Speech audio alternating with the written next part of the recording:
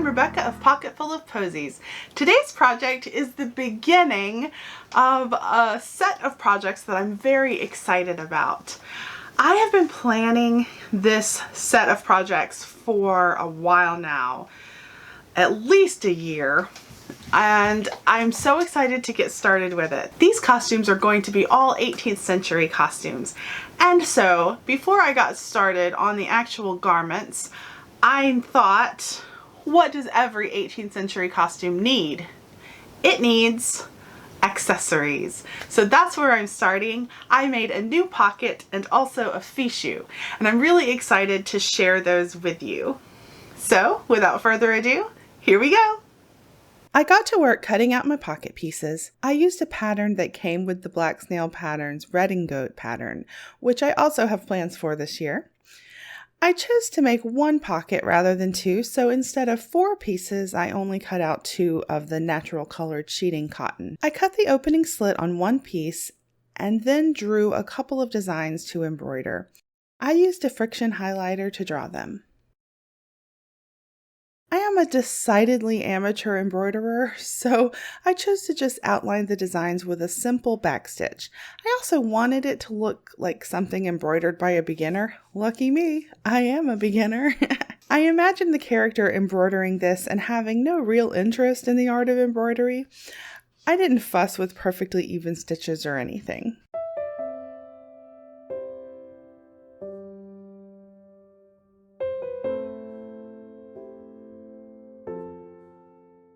I probably should have embroidered the designs before cutting out the pocket, but oh well.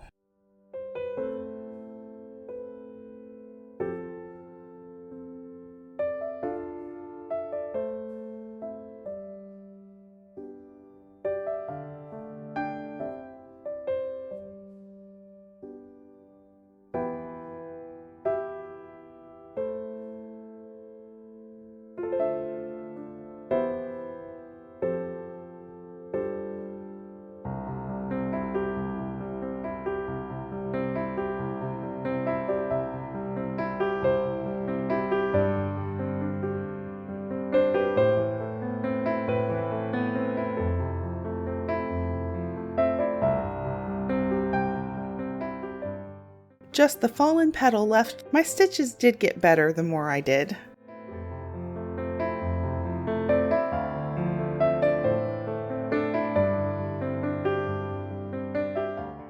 Alright, so you may have guessed that I am embarking upon a grand project that I'm calling the Belle project. So I'm making a series of costumes over the next year that are all going to be based on the character Belle in Disney's Beauty and the Beast. Which is why I thought it would be fun to do a little amateur embroidery on this pocket of a book and a rose. I next basted the 2 pocket pieces wrong sides together.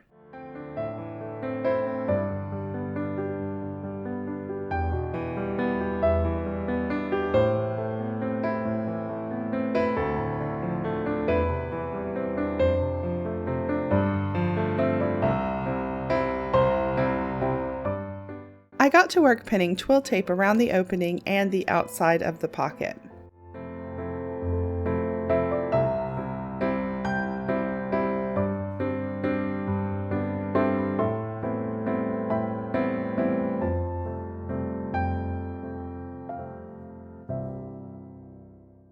I sewed it down on the front with a backstitch. Kind of big lazy backstitch if I'm honest.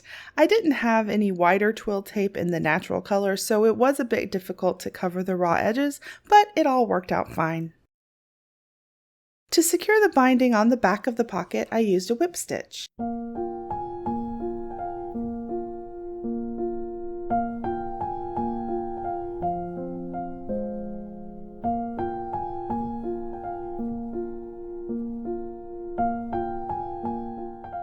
To finish the pocket, I attached more twill tape to tie it around my waist. My plan for this series of costumes is, of course, to start with the undergarments. After these accessories, I'm going to be making a new set of stays, and then I will be starting my idea for Belle's blue dress. And then later in the year, I plan to make her pink dress, her cloak. I plan to make next year in 2022, I plan on making her green dress as well as her gold dress. So I hope you will stay with me for this super fun adventure. For the fichu, I measured 36 inches along one side of my linen and then another 36 inches at the right angle up from that.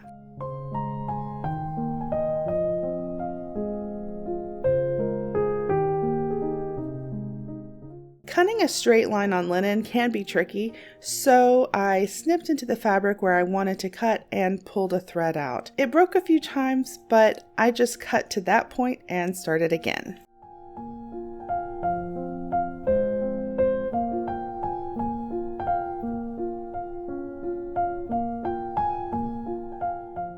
I cut the selvage off because I wanted to do a rolled hem and the selvage would be bulky. Next, I folded my rectangle of fabric with corners touching to cut the diagonal edge.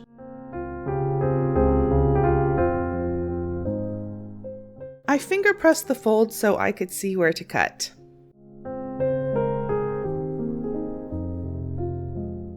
Big triangle is ready for hemming.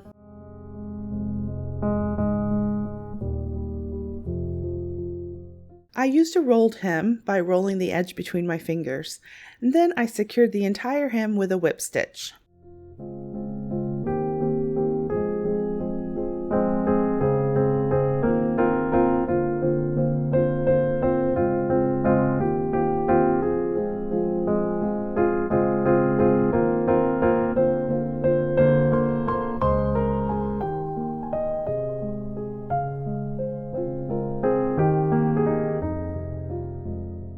Hercules and I gave the fichu a good ironing, and then my new accessories were finished. I really enjoyed this little interlude away from big projects. I'm very happy with my new pocket, which can fit a book, by the way, and my fichu.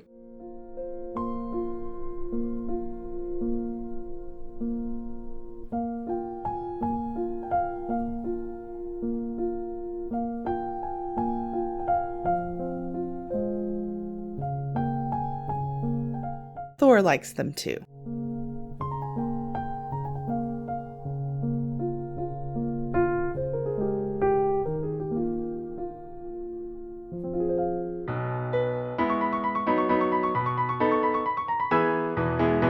Hello, I'm Rebecca of Pocketful of Posies. Today's project is one I'm very excited about, my Augusta Stays by Scroop Patterns and Virgil's Fine Goods.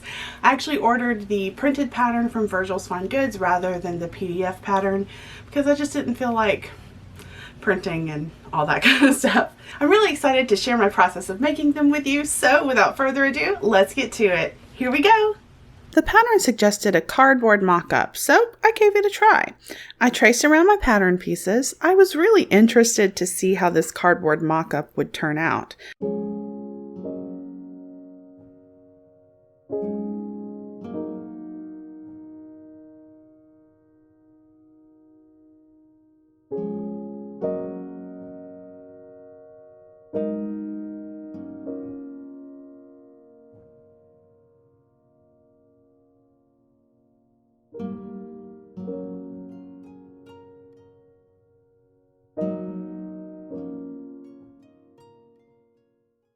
Hercules was very interested in my mock-up. I think it's because he believes every cardboard box to be his domain.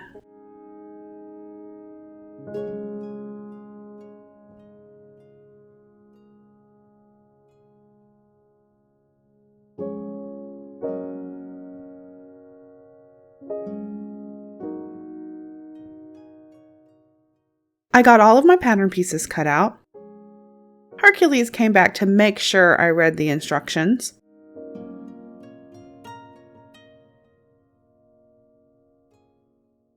We got to work taping the mock-up together.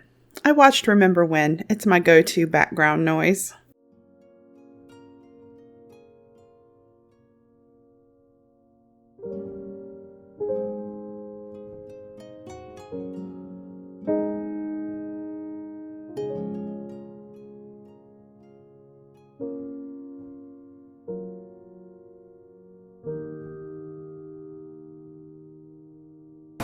Okay, so I did the cardboard mock-up.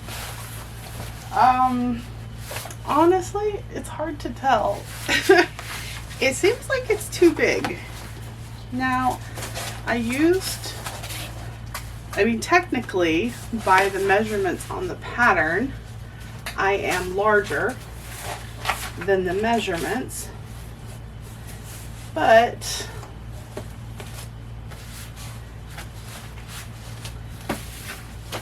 I mean, it seems like I have plenty of room. So what I'm going to do now, of course, this would be without any seam allowance. So I think it's too hard to tell with this. I mean, it's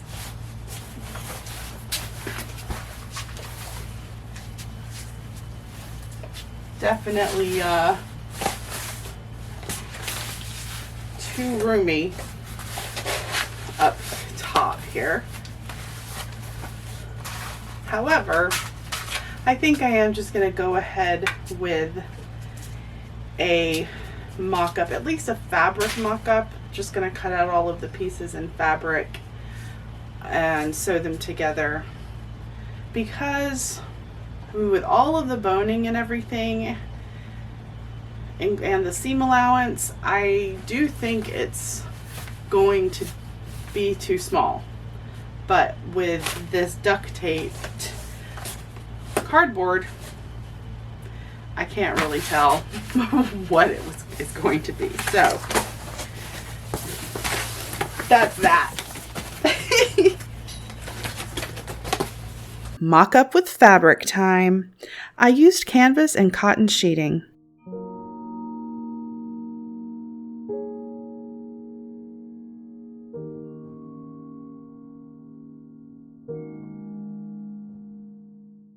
To transfer the seam lines and my boning channel lines, I used carbon paper and a little thingy that came with the paper. I will link below, although be aware that it will not come out completely of fabric.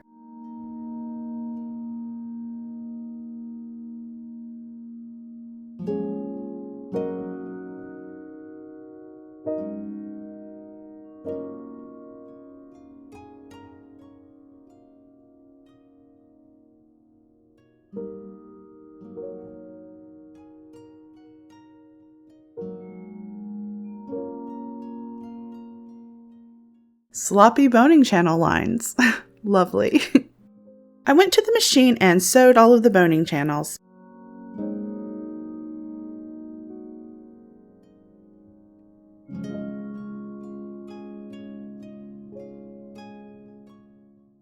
Hercules decided it was a perfect time to attempt ascending to the top of my armoire, but was thwarted. All of the boning channels were sewn and I started pinning the pieces together.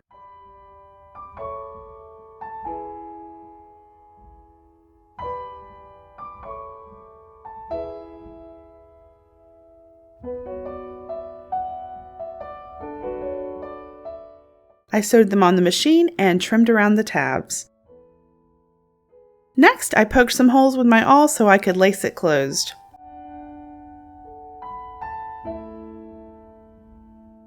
On to boning. I inserted synthetic whalebone into the boning channels. I marked them so I could reuse them on the final stays.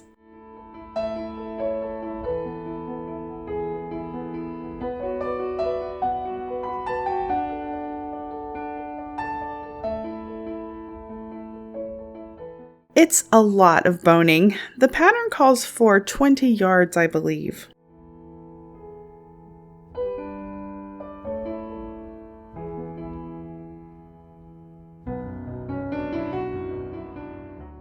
Okay, first mock-up. And considering I really didn't make any adjustments to it, I added a little bit of, I did a smaller seam allowance when I was sewing it on the machine than called for. I did 1/4 inch instead of 5/8. And I really think fit-wise, it's pretty good.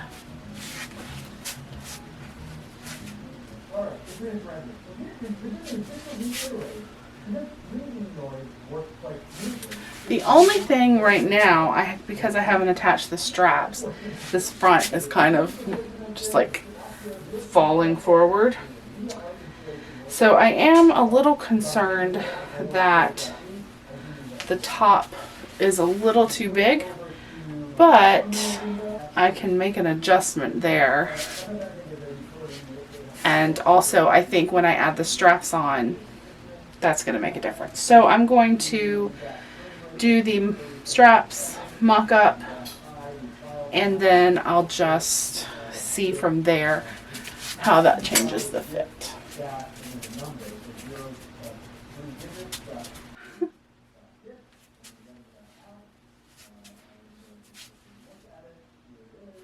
I put straps on the mock-up, and I think all I need to do really is, it's a little big in the top, so I think I'm just gonna take a little out on the sides here. Just take the sides in a little bit, and that, if I do that, should, kind of hard to pinch here. It's got boning in it, but that should fix the fit issue, I think. So I think we're good, pretty good to go.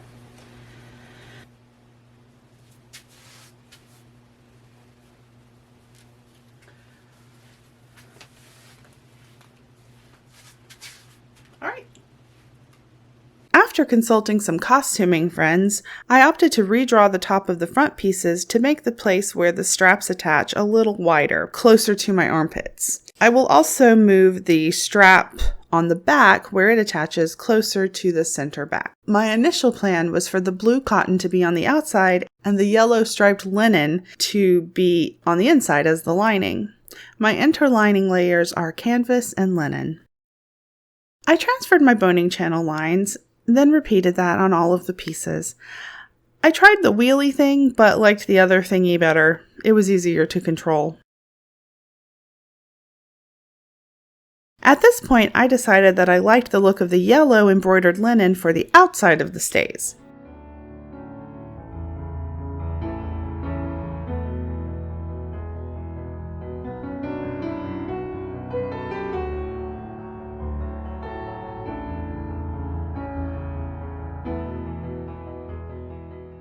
I next basted the layers together on all of the pieces.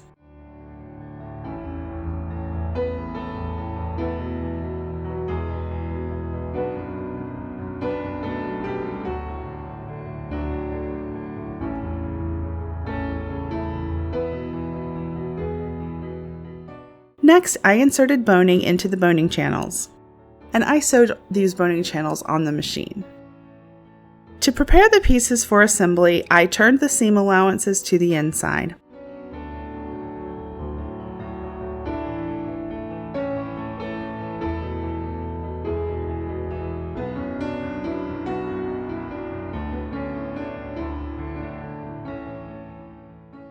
Then I whip stitched them to the inside layer.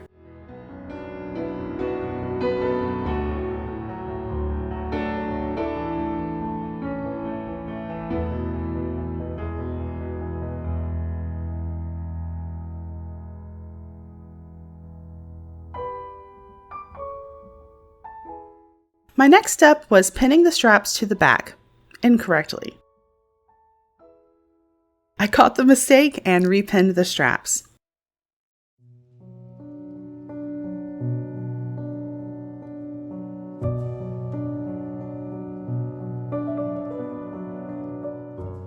To attach the pieces together, I quadrupled my buttonhole thread and whip stitched the pieces together on that folded seam allowance.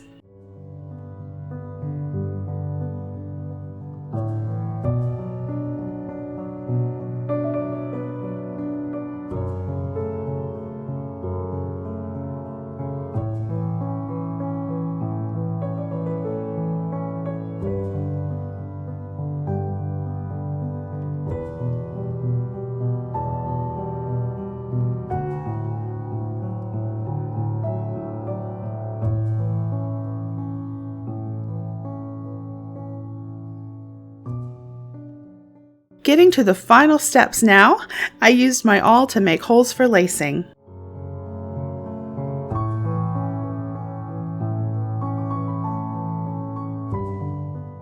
I sewed the eyelets on the backs and fronts. Admittedly, I did a messy job. I got sore and tired and impatient, but honestly, I'm not a perfectionist by any stretch of the imagination, so I really didn't care. I can always go back and neaten them up later if it somehow starts to bother me.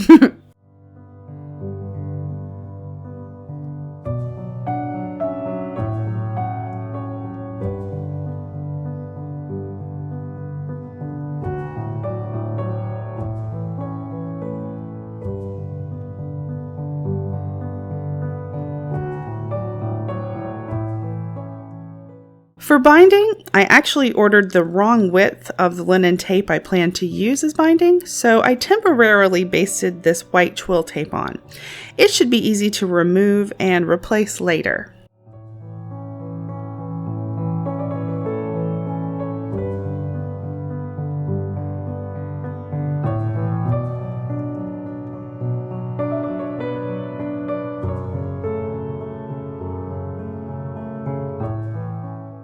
Finally, I used a bodkin to lace the stays.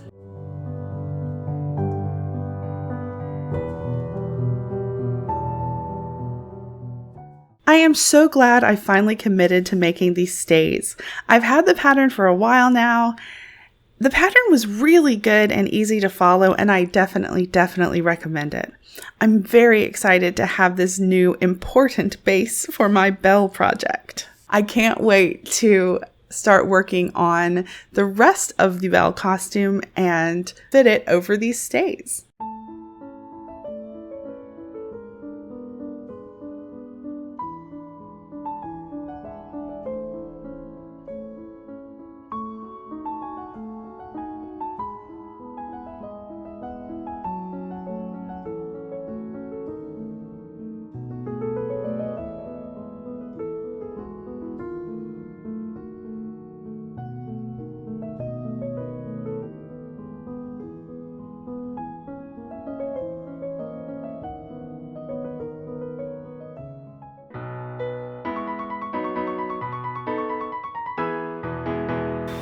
I'm Rebecca of Pocketful of Posies. Today's project is a continuation of my Belle project. I have made a new false rump as well as an under petticoat. I'm really excited to share these projects with you, so without further ado, let's get to it. Here we go! I used the Francis Rump pattern from Scroop Patterns. It's a free pattern and I was excited to get started with it. I printed and taped the pattern together. I'm using View A.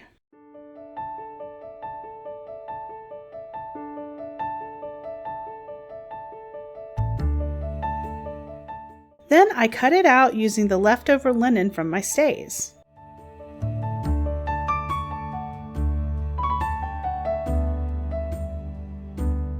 I transferred the quilting lines to 1/2 with carbon paper and a stylus. I learned the name of that thingy. Time for tea and reading the pattern instructions.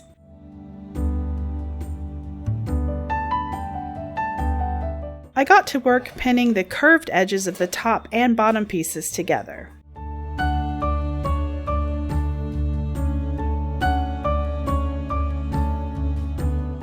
I sewed them together out of frame, but Lucius is in frame and that's what's really important.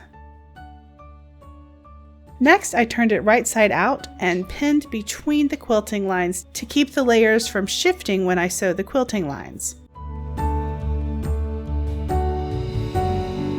Back to the mostly out of frame machine to sew those quilting lines.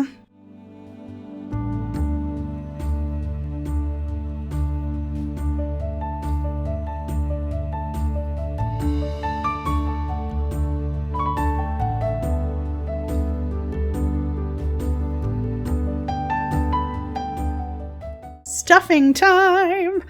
I used polyfill, not historically accurate, but it's what I had on hand.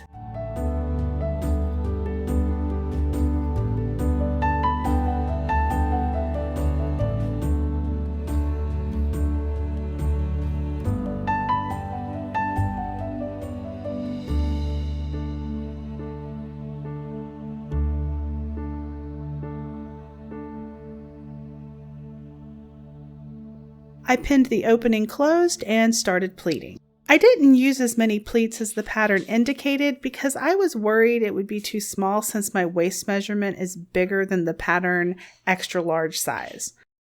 My next step was basting the pleats and the opening closed. I stopped reading the instructions around this point, so I'm not sure if this was one of the steps, but it seemed like a good idea to me.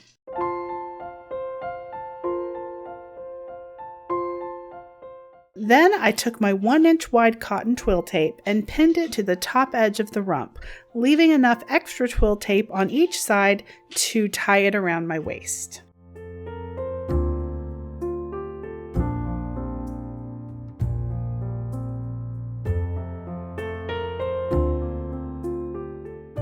I sewed the twill tape on with the machine.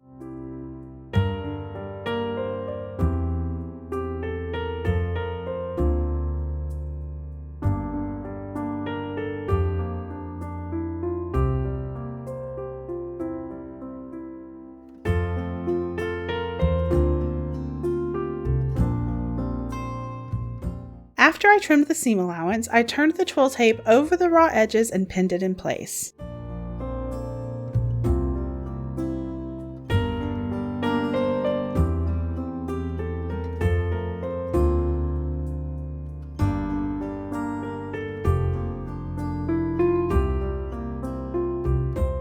I chose to sew it down by hand, and then the rump was done.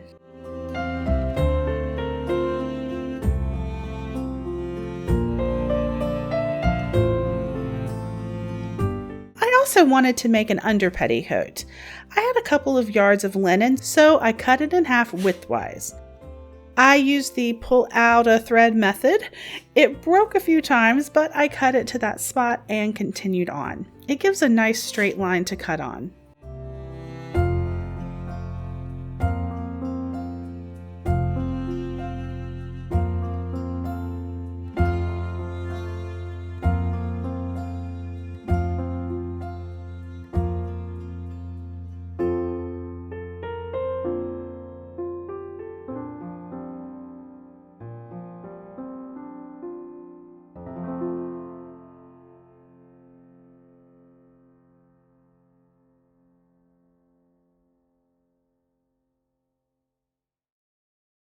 After giving my linen an ironing, I pinned the two pieces together selvage to selvage, leaving an 8-inch opening on each side.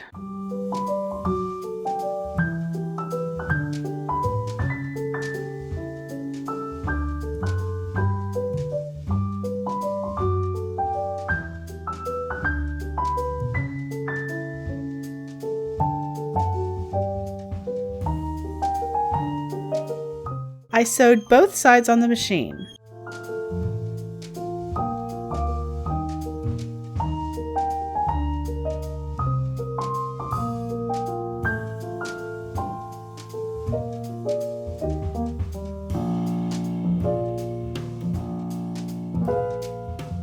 Then Thor needed some love. For the waistband and ties, I used the same 1-inch cotton twill tape. I cut 2 lengths. I measured half of my waist measurement and enough to tie around the front and back. I marked the center and where I wanted the sides to meet.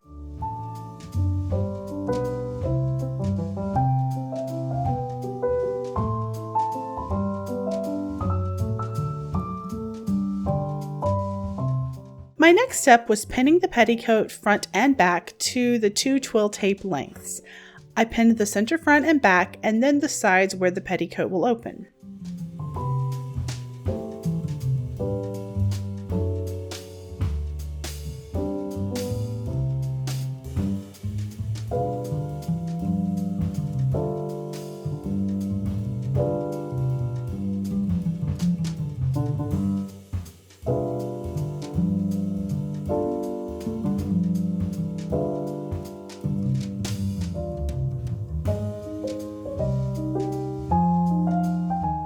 I pleated the excess to fit. I didn't measure or do math, I just eyeballed it.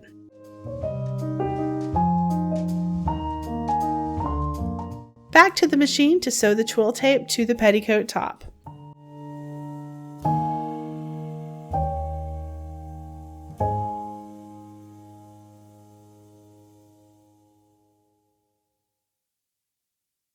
Next, I zigzagged the raw edge.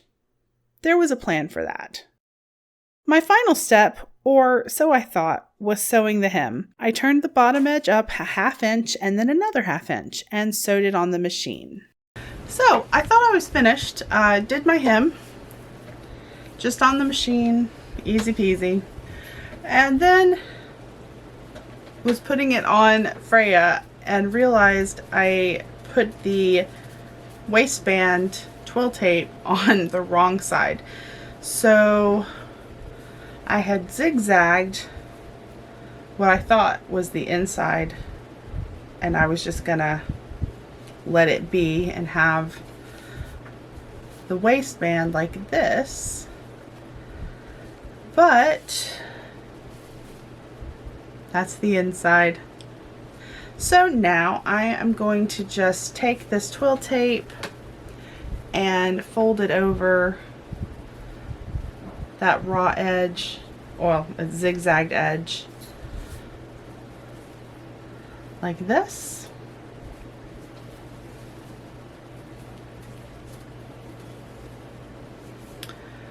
And stitch that down on the outside.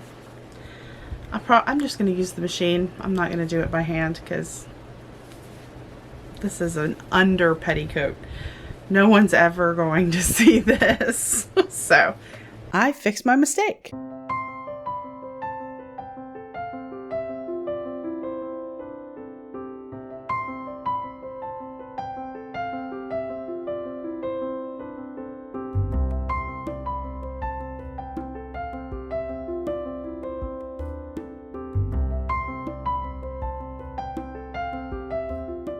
And then it was done. I'm very happy to have 2 more items to add to my Belle costume. I'm glad I chose to use the leftover linen from my stays because I think the matching stays and rump look so cute. The new linen petticoat will be a good addition to help with sweat and all of that because I live in Louisiana. So, yeah.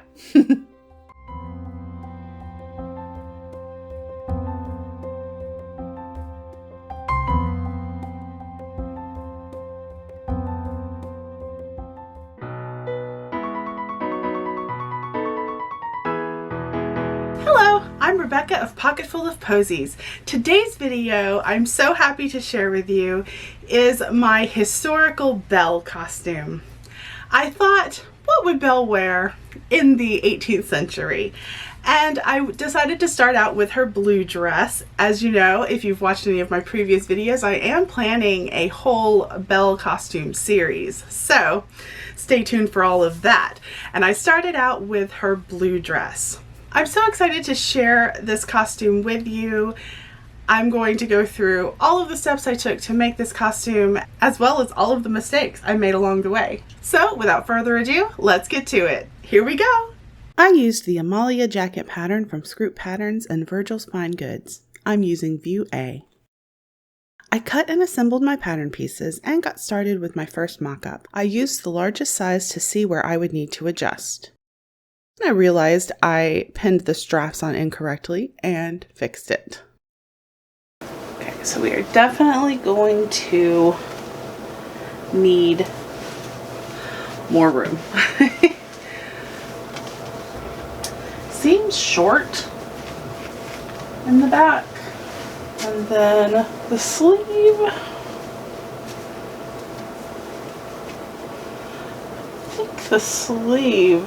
I think the sleeve is okay. I mean, of course, I'll have to smooth it out and then pleat it in the back. But, so, first mock-up, definitely need more room. A lot more room. Mock-up number 2. The changes I made to this mock-up are I lengthened it by 1.5 inches on all of the pieces except for the shoulder straps, and then I added 1 inch to the side seams, 1 inch on each side of the side and then an inch where at the front, where the front and the side meet. And did I add an inch to the back as well? Yes, but it's a tapered inch, so it starts off without any added at the top and then tapers down. And then I did all of the seams except for where the side and the front meet. I did all of them with quarter inch seam allowance, and where the side and the front meet I did the 5/8 inch. Why? I couldn't say. I just thought I needed a little bit more at the center front at the top here, and then I needed more down towards the waist. And I think we've got a good fit. I'm gonna pin this and then we'll see. Okay, I've got it pinned now, and I think the fit is pretty good.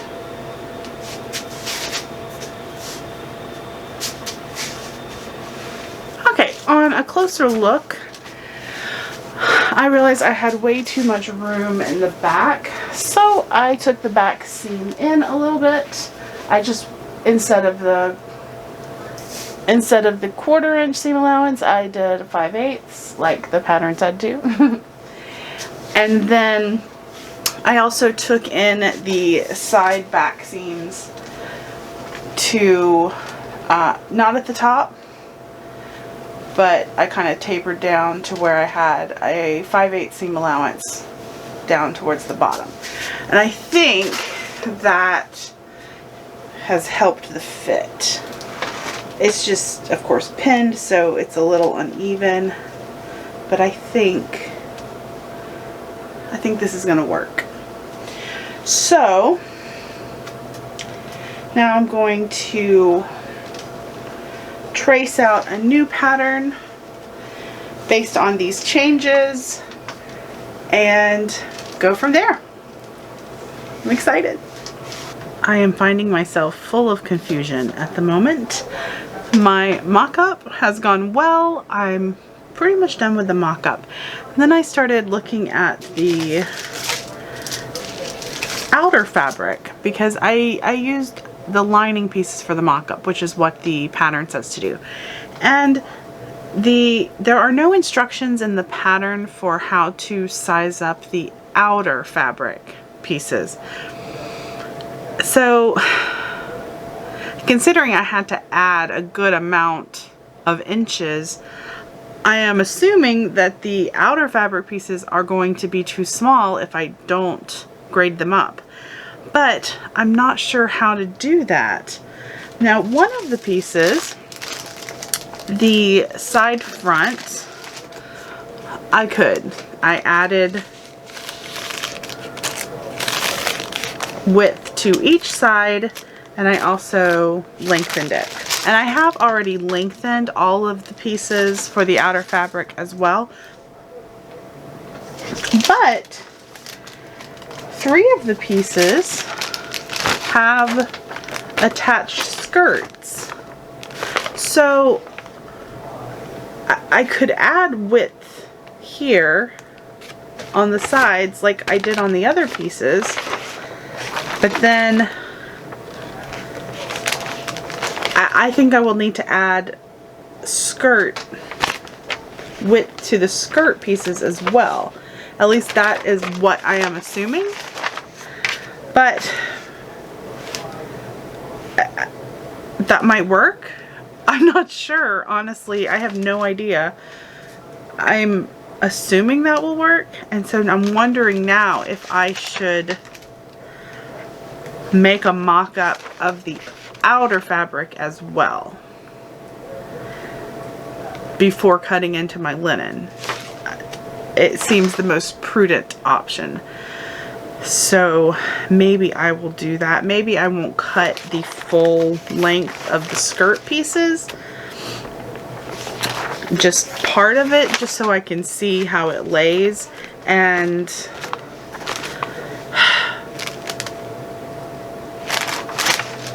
I think that's what I'm gonna do. So wish me luck.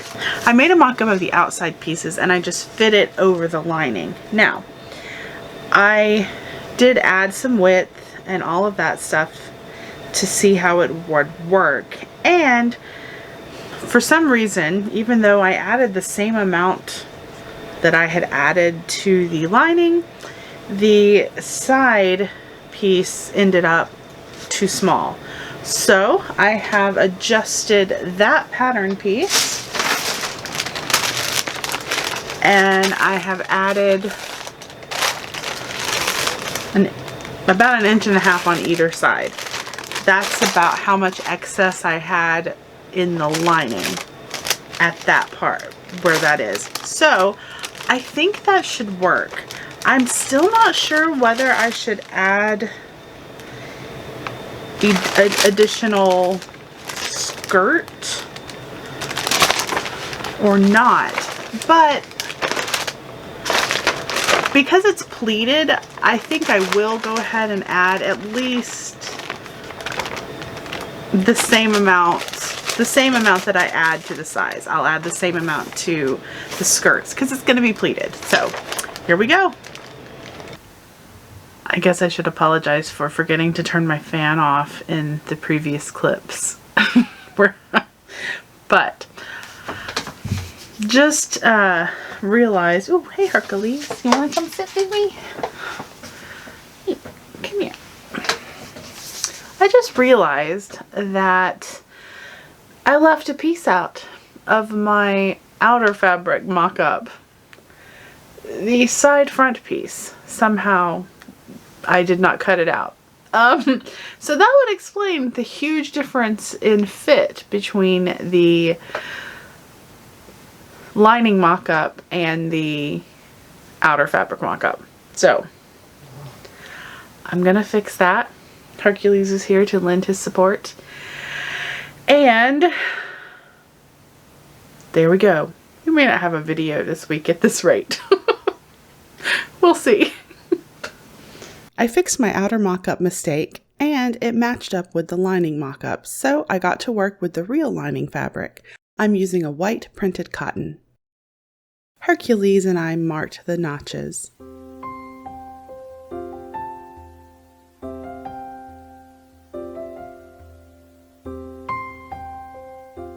I pinned the lining pieces together and sewed them on the machine.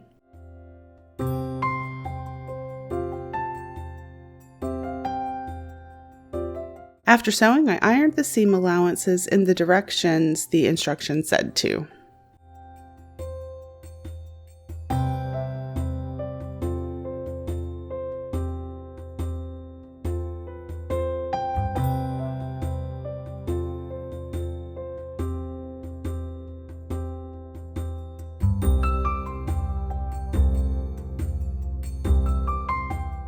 My next step was ironing the seam allowance to the inside on the neckline. I sewed along the bottom edge of the center front to help prevent stretching.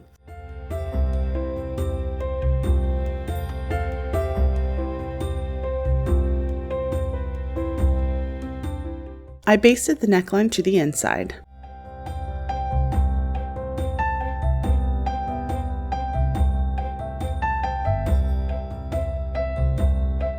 Then I ironed and basted the seam allowance of the curved bottom edge of the front pieces to the inside.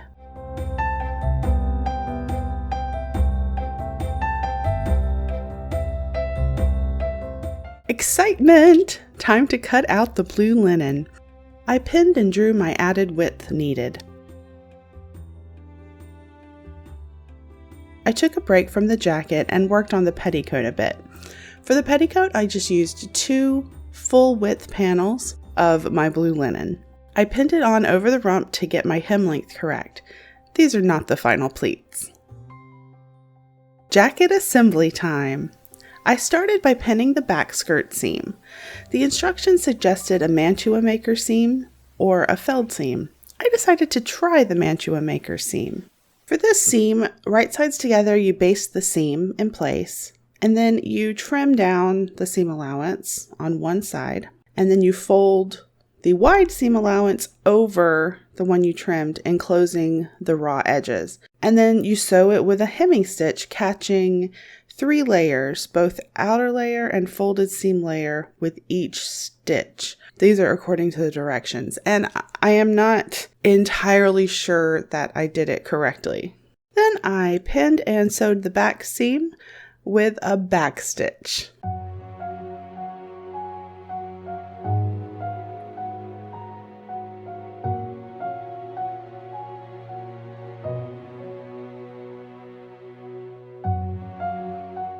Next, I ironed the back seam open. Then I basted the back pleats out of frame. My next step was pinning and sewing the back skirt and side back skirt seams together. I decided to use the machine since this project was taking longer than I anticipated. I trimmed the seam allowance and felled the seams. No more Mantua Maker seams until I practice it more.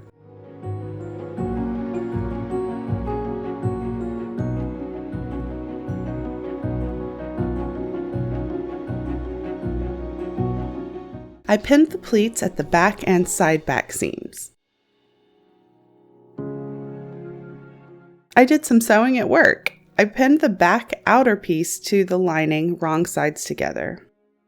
Then I basted the back to the lining. Next, I pinned the side back over the back edges, covering the raw edges with the folded seam allowance of the side back piece. I sewed them with a prick stitch. So I did some work on the jacket.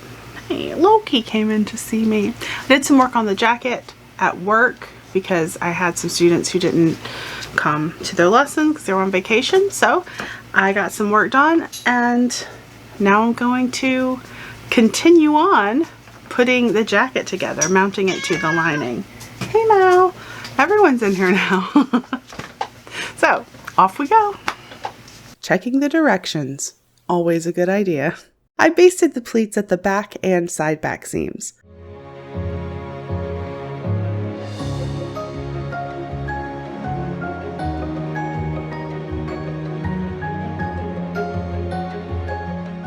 Then I continued assembly by pinning and sewing the side skirts to the side back skirts.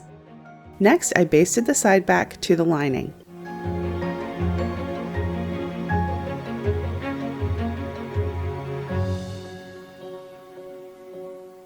I pinned the pleats at the side and side back skirts.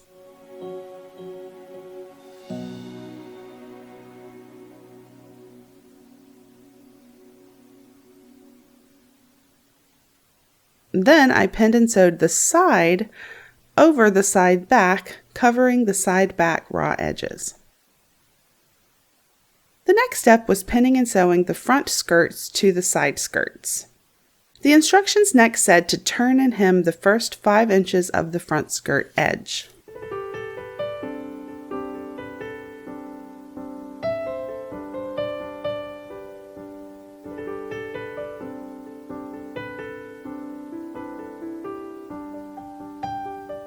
Now to arrange and pin the front skirt pleats.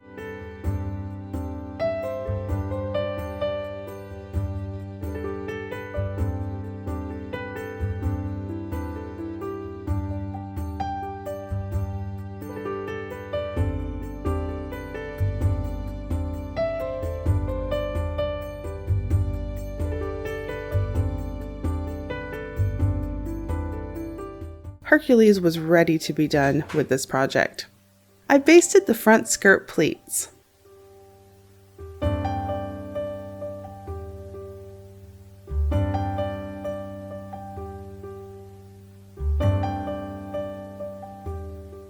Next, I pinned the side front piece over the raw edge of the side piece. This piece didn't want to line up correctly. I'm not sure if I cut it out incorrectly or what, but I moved it and refolded the seam allowances to get it to work. Then I sewed the pleats to the lining on the inside, being careful to only catch the back of the pleats.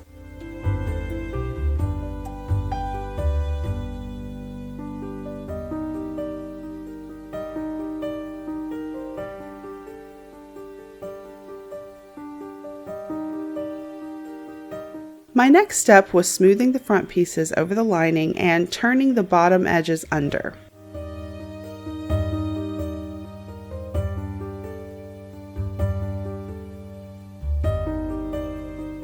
I sewed the front piece over the raw edge of the side piece with a prick stitch.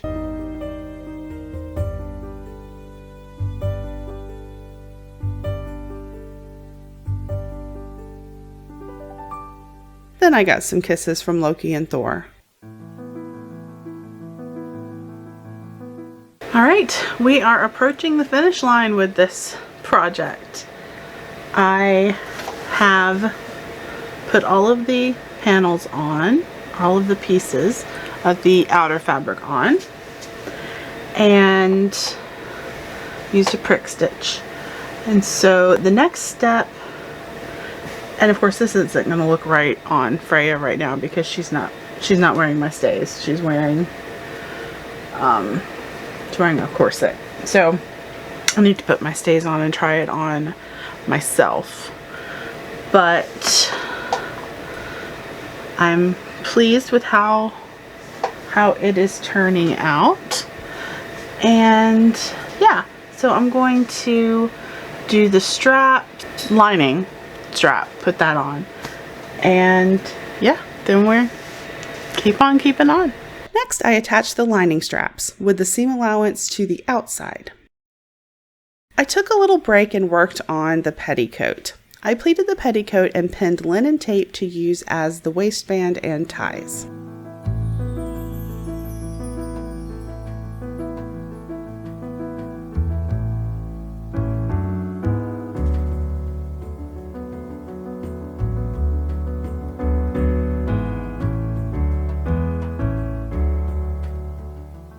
Lucius and I sewed the linen tape waistband on. He loves sleeping on my stays.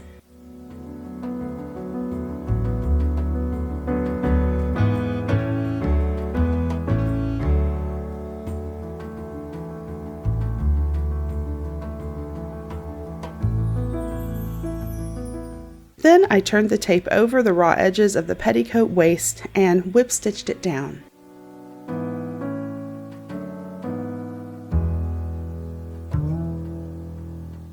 Tea time.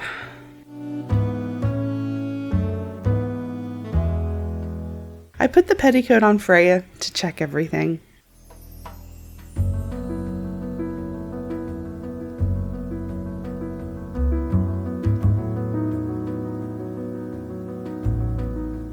I had used every bit of linen I had, so I knew I needed to have a very narrow hem. I zigzagged the raw edge around the hem so that I can just turn it up once and hem it.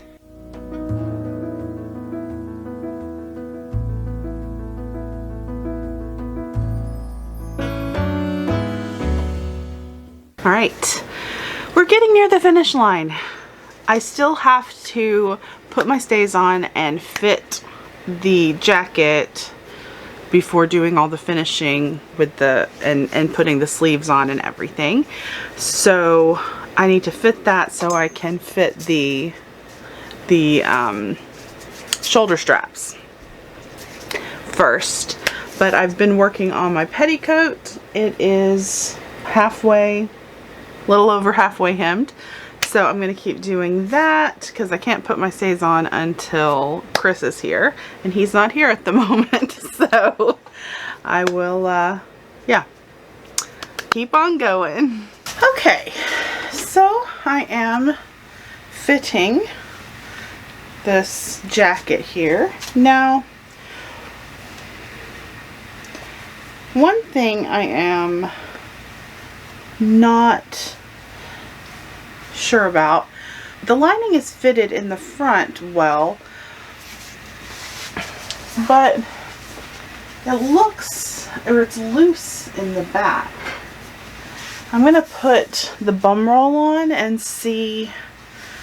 I know that's going to change at least where things are sitting, so I'm going to do that. So I think the shoulders are fitted pretty well. It's just, And I fitted the lining over the stays and everything, so I'm not sure why now it's too big. I'm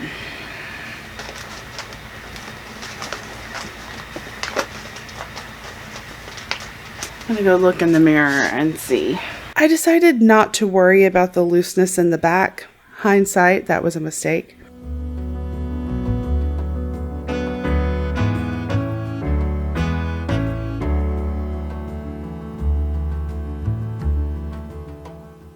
I whip stitched the neckline to the lining. Hercules lent his support. On to the sleeves. I cut the seam allowance off of the wrist edge of the sleeve lining. I had never made sleeves like this before. You lay the outer fabrics right sides together with the lower piece on top of the upper piece.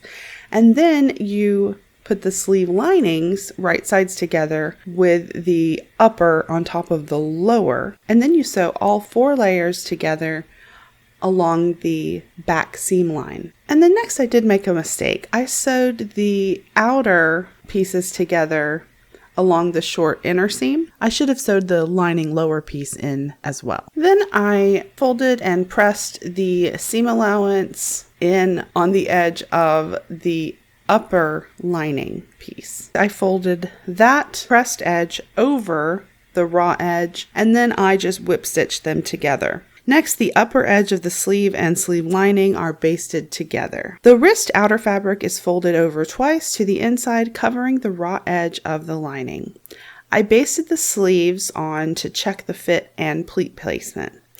It was really difficult fitting the sleeves on myself. Finally, I pinned and sewed the outer fabric shoulder straps. And these shoulder straps just sit on top of the lining, covering those raw edges. And I sewed them down with an out of frame prick stitch. Then it was finished.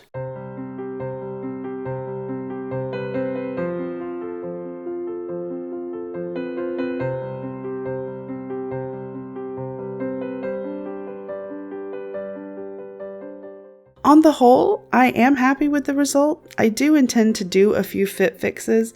The neckline is a bit too large and the sleeves need to be reset. I will also probably take in the back seam.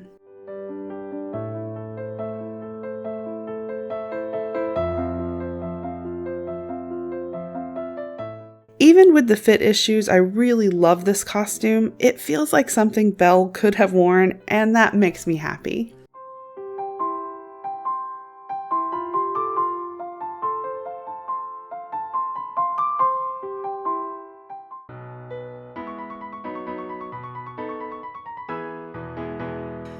Hello, I'm Rebecca of Pocket Full of Posies, and welcome to the chaos that is making costumes for a production of Cinderella. And I wanted to do a quick little video because I'm making a lot of 18th century inspired costumes. They're not historically accurate, obviously, because they're for the theater and we have to do quick changes and things like that. But I am making quite a few 18th century petticoats, and I thought, well, I know I've shared petticoats on my channel before, but let's do this again and just kind of get a refresher course on the 18th century petticoat. The great thing about these petticoats is that they are very, very economical, size inclusive, and adjustable, because there is no, oh, it has to be this certain waist size. If your weight fluctuates or if your size fluctuates, you can still wear it and it will still fit. It will always fit pretty much. To start out, you need a couple of measurements. You need your waist measurement, even though it doesn't have to be perfectly your waist measurement, because like I said, this is pretty adjustable as far as size goes, but you want to get your waist measurement. If you have a really big difference between your waist measurement and your hip measurement, you want to take your hip measurement as well, just around the fullest part, just to, you know, be sure, especially if you're working with limited fabric. And then also you want the length that you want your skirt to be. So for an 18th century skirt, I am putting it pretty much ankle length for my chorus for my ensemble and making it a little bit lower for my leads for the ball gowns for their fancier costumes. So I'm starting out with 2 full widths. You can't even see it so wide. I think this is 52-inch width fabric. 2 full panels. And if you use 2 full panels, then you can use the selvage and you don't have to finish the side seams. So that's pretty amazing. So less sewing time and nothing's going to unravel. Now, the selvages on this fabric are a little floofy, so I will probably cut that floof off, although to be honest, I might not, because does it really matter? No. All right, so what you want to do is you want to take, so you've got 2 pieces and one's the front and one is the back, and you sew up the side seams. So you sew up each seam, leaving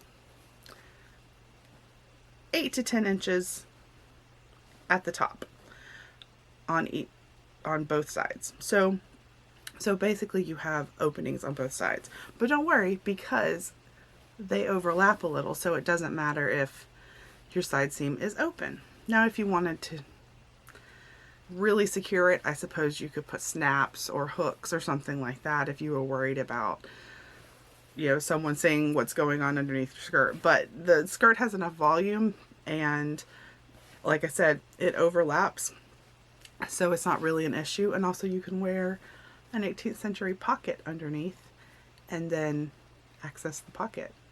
All right, so I cut this to the length I wanted it for my actress, and she's not super tall. I cut it for her waist to floor measurement, basically. And what you want to do is you can, now if you want to go 18th century, you're going to want to pleat it, pleat each side down, and that's kind of up to you whether you want to pleat it or gather it. Pleating is the more historical method for getting it down to your waist size. So essentially what you're going to do is you're going to pleat the front piece down to roughly half your waist size and the back piece down to roughly half your waist size. And I usually add, or I don't go all the way down. So like, for example, if my waist is 50 inches, then I wouldn't do 25 per side. I would probably do 26, 27 per side, so that I have some overlap and I have some more adjustability, because it doesn't matter how much, you don't want an incredible amount of overlap because then it might look kind of strange on the sides, but a little overlap is perfectly fine at the sides. Now, so let's get pleating. But first, pin and sew the side seams, leaving the top 8 to 10 inches unsewn. You could leave less of an opening, you just want to make sure you have enough room to get it over your hips. For the waistband, I have used twill tape, bias tape, ribbon, etc. You could make a fabric waistband if you want as well. I am using bias tape here, and it can stretch a bit, so be aware of that. Cut 2, one for the front waistband and one for the back. If you use twill tape or ribbon, you can cut the waistband and ties all in one. For that method, cut your ribbon or twill tape the full length of your waist measurement, plus enough to tie in a bow. Overestimate because you can always trim it later. To pleat the skirt panels to the waistbands, mark the center of the skirt panels and the center of the waistbands and match them up right sides together.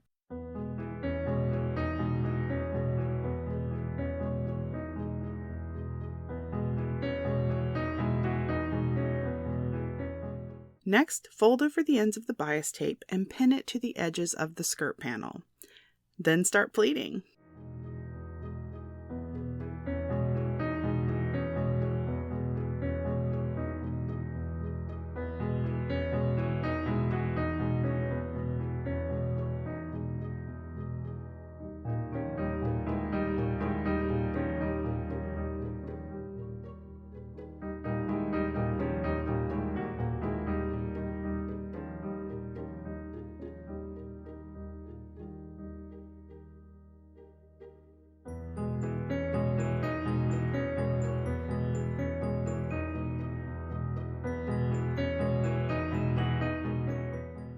I eyeballed my pleats, but you could divide the width of your skirt panel by the length of your waistband if you want to be more precise. Now to sew the waistband on.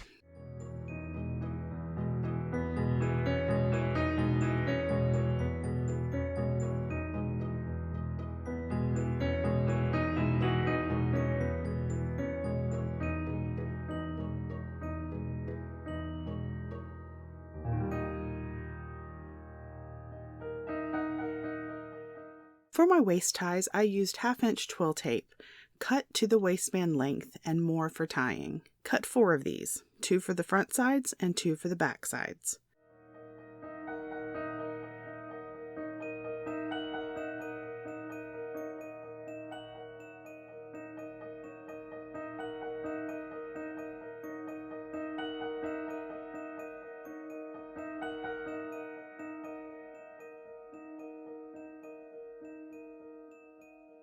Now we'll secure one end of each tie inside the sides of the waist.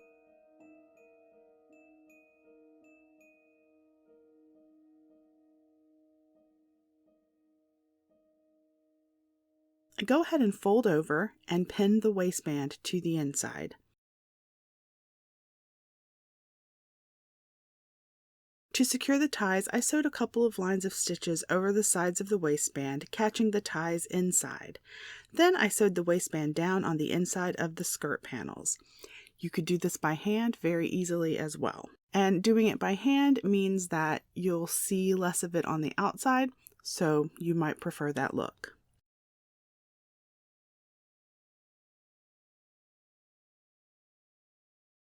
I also sewed the seam allowance down at the side openings. Okay, now that our waistband and ties are on, it is done except for the hem. So I'm just going to get all of this string, all of these little thread pieces off, but then I'm just going to give it a small hem, about half an inch. So I'll turn up a quarter and then turn up another quarter and just run it through the machine to hem it. And that's it. Super simple, super easy, and quick to make. As I said before, I have made a lot of these skirts and they always come out wonderfully. They're great for history bounding too. You could definitely make them shorter for a more modern look, play around with trim, or really anything your creative minds can envision. How would you make these skirts? Let me know down in the comments. To wear and put them on, put it on over your head or step into it, it doesn't matter. Take the back ties and tie them in the front. Be sure to get the proper supervision from your canine and feline helpers. Next, take the front ties and tie them in the back. The side openings allow easy access to your pockets. And that's that. And with the hem done, we are finished. I have made quite a few of these petticoats for this production. I made this one yesterday.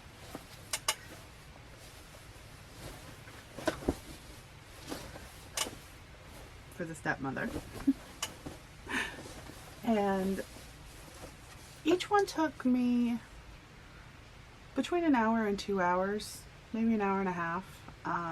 So like I said, this one was quicker because I used a thrifted curtain, so it was already hemmed, so I didn't have to do that. So this one was really quick. It took me about an hour. And then the pink one took, let's see, what time is it? 9:50. I started about 8 this morning, so almost 2 hours. There you go, you've got a skirt. The amount of yardage you need depends on your waist measurement and also how long you want it to be. If you made it shorter, you might need 2 yards total, and if you want it longer, or if you're tall and you want it long, you might need more yardage. Also, the width of your fabric could make a difference if you choose a fabric with a wide width of, you know, 50 to 60 inch width, then you've got no problems as far as the width goes, because you still have plenty of fabric to pleat down. If you have a larger waist size or a larger hip size and you have a narrower width fabric, you might not have as much to pleat down. So you want to take that into account when you're selecting your fabric. But all in all, it's a good project.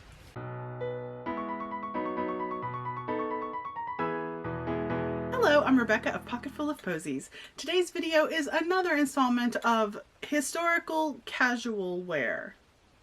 This time it's an 18th century bed gown. I think these gowns can also be called short gowns. They appear to be the same type of garment, at least as far as construction goes and how they work. They don't have any closures. They are worn just wrapped in the front a little bit and secured with an apron. So they were worn for working, or also they could be worn for getting dressed, lounging about in your bedroom, I assume. So without further ado, let's get to it. Here we go. If you would like to draft your own short gown or bed gown, I found this gridded pattern at worldturnedupsidedown.blogspot.com, and I will link that in the description. I made one of these previously using this pattern, and it is a medium size with no changes made to the pattern. For mine, I used the Burnley and Trowbridge bed gown pattern. They have a sew along on their YouTube channel too, so it's great for a beginner or first 18th century project. My fabric is a printed cotton, not a historically accurate print. It's got little hearts, which are cute, but it's what I had on hand. Just getting started, and I've already made a change. I was using the largest size on the pattern, and my cotton fabric was not wide enough to cut it out on a vertical and horizontal fold. I folded my fabric horizontally and used the selvage edge for the center front and back. Mine is cut in 2 pieces instead of all in one because of this. This means that my gown will have a seam at the center back. That doesn't bother me. If it would bother you, choose a wider fabric than I did. I used pinking shears to cut it out. If you use a fabric that doesn't fray much, you can leave out finishing the raw edges and just leave them pinked. I added a 1/4 inch to the center front and back for seam allowance for that center back seam.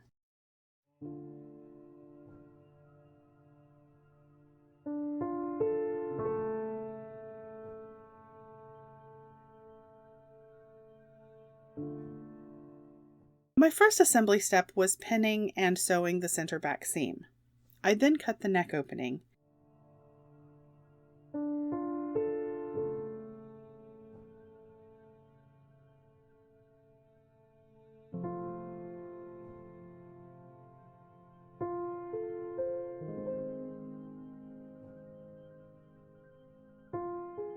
Then I realized that I had sewn the left side center to the left side center instead of the left side center back to the right side center back. So, yeah. If you use wider fabric, you will not make this mistake. I undid the incorrect seam and redid it the correct way.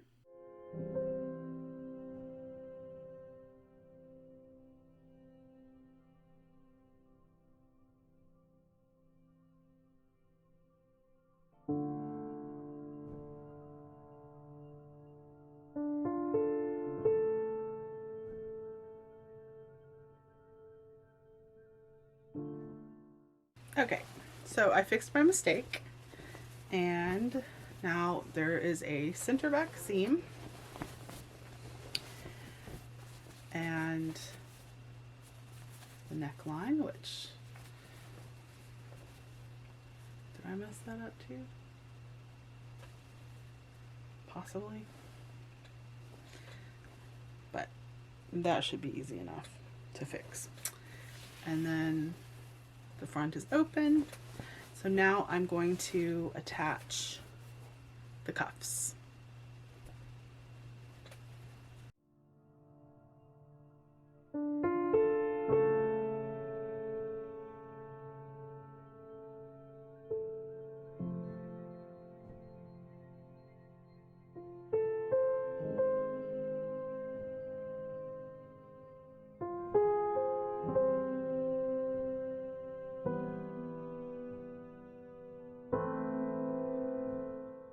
Even though I used modern methods for the majority of this project, I did choose to flat fell the cuff seams. Trim one side and fold the other over the trimmed seam allowance and whip stitch, covering the raw edges.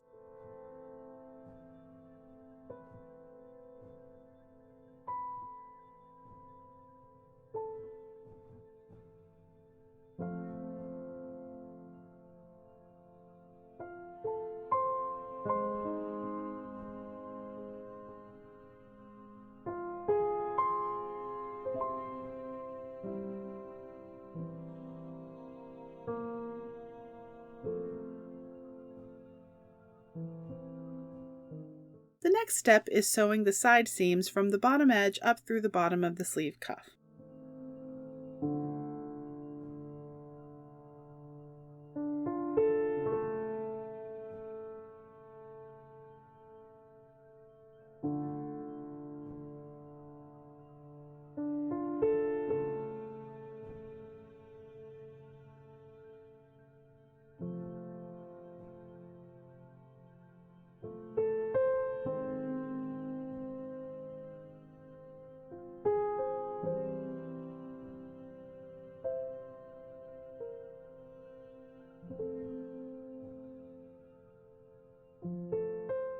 Okay, I've got my side seams pinned, and I'm going to go ahead and sew those up on the machine.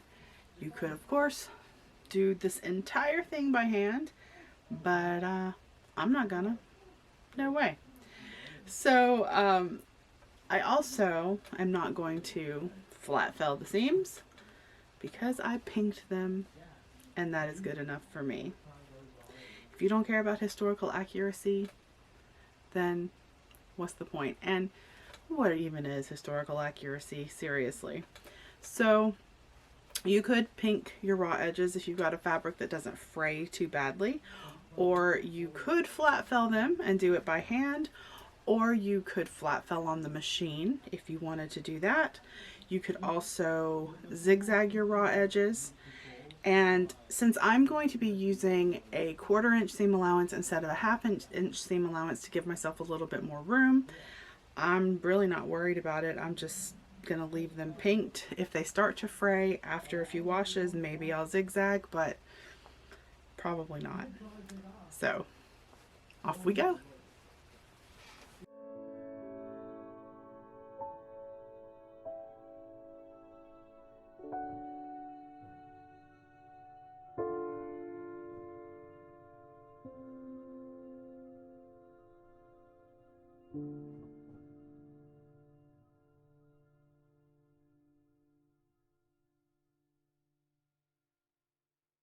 Then I folded and pinned the hem at center front and the bottom edge.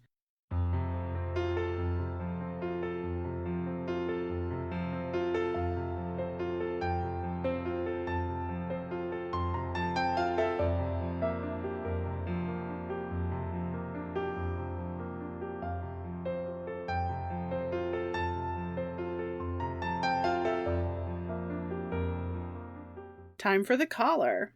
This is the fiddliest bit, and it is best done by hand so you have the most control. I cut my collar piece a bit bigger just to make sure it would fit. Any excess can be trimmed or folded under later. I marked the center back. Next, I ironed the seam allowance under on the collar. The center back of the collar is lined up and pinned on top of the center back of the gown neckline. Wrong side of collar to the right side of the gown. It's pinned to the neckline, matching marks, and stopping at the fold mark on the collar.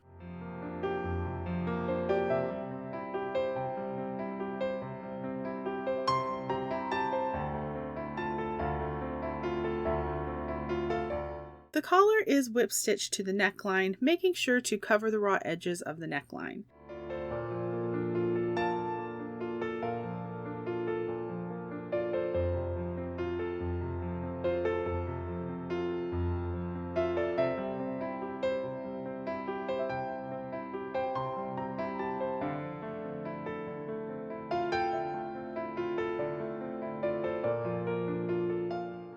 Next, the other half of the collar is folded and pinned to the inside, covering all the raw edges.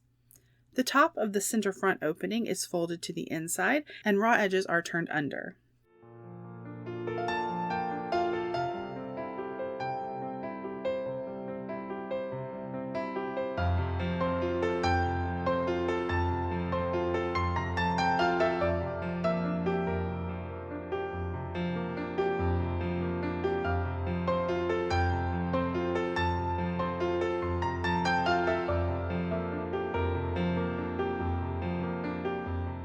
Finally, the center front neck and collar are whip stitched down on the inside.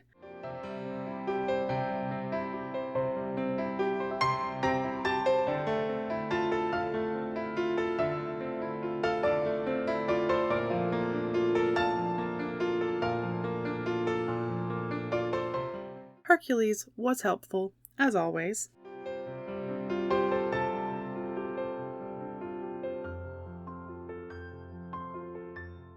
I really enjoyed this project. I'm happy to have an informal, casual 18th century garment.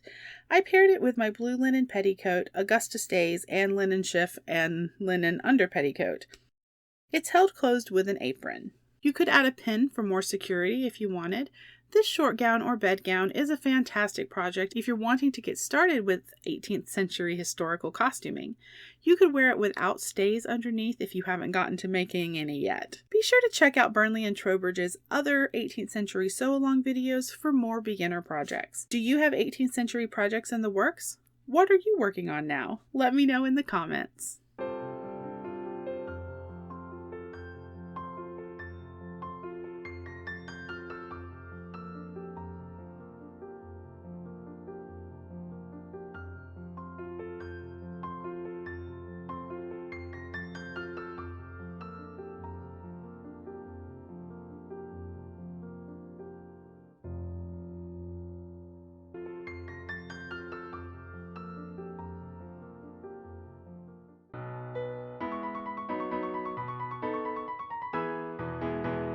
Hello, I'm Rebecca of Pocketful of Posies. Today's video is a quick little 18th century style apron, and I'm really excited to share this with you. It's a great beginner project, especially if you're getting started in historical costuming.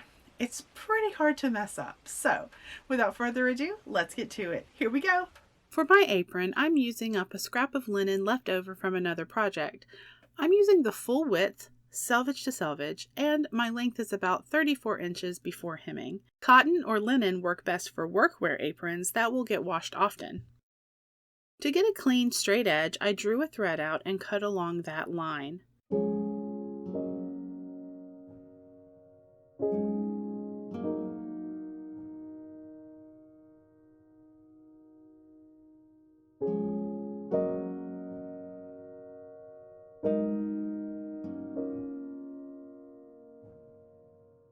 I trimmed the selvages off to clean those edges up.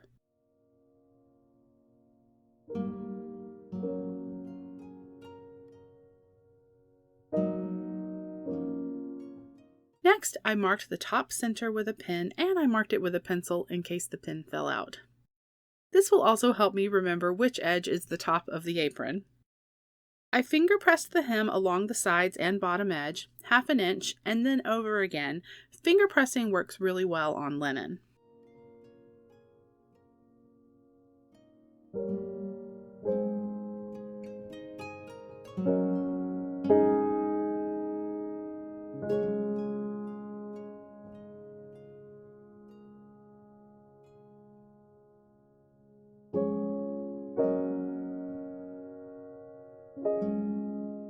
After pinning, I began hemming by hand.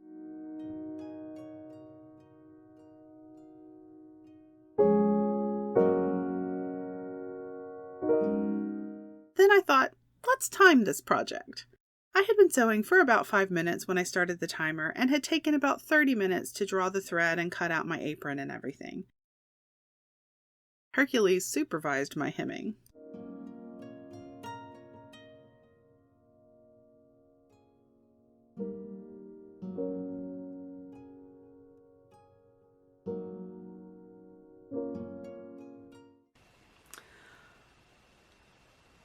I'm pausing for a second. I am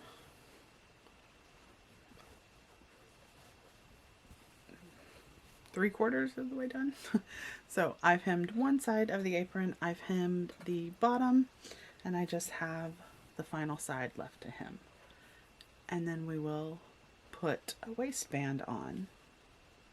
So I've been sewing for 26 minutes and 6 seconds, and I began this project at 10 a.m. this morning. It is now 10:57 a.m. So I've been working on this about an hour, and that's where we are.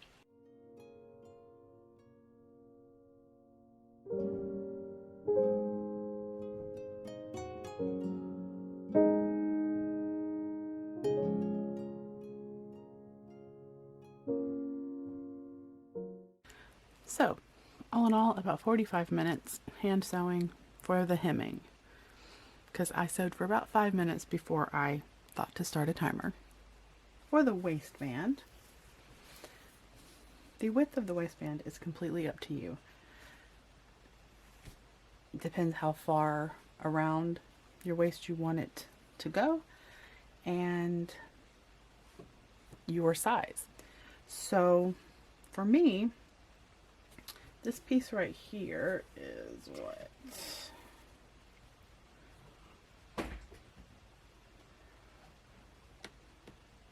About 24 inches. So I think for me that's a good width. That might be a little wide.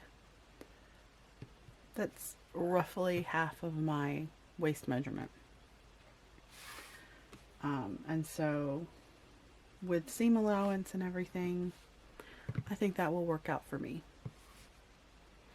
So what I'm going to do, I'm going to cut a strip 3 inches. Let's see, 1, 2, 3. So right there.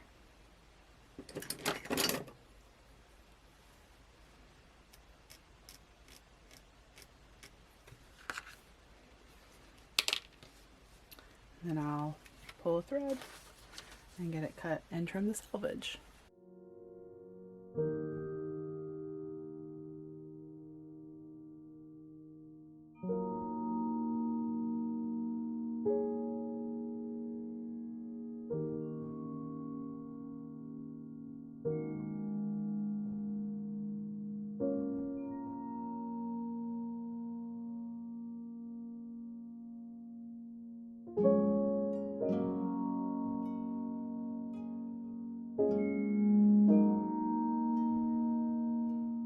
Okay, so now I'm going to take that center mark that I pinned earlier, and I'm going to find the center of my waistband and to line those up.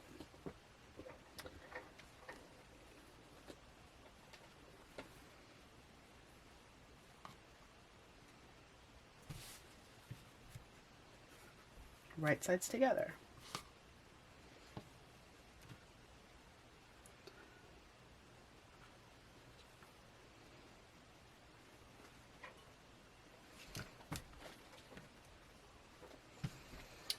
So now we want to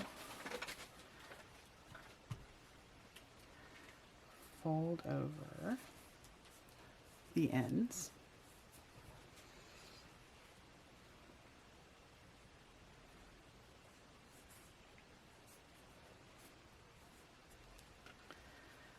And pin the end of the apron to the end of the waistband on both sides.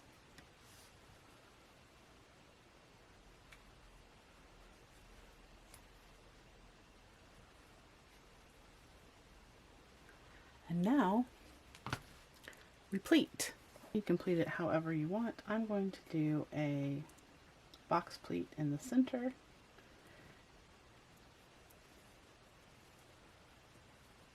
So this is the wrong side.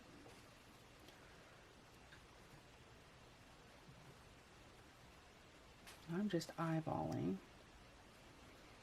those pleats.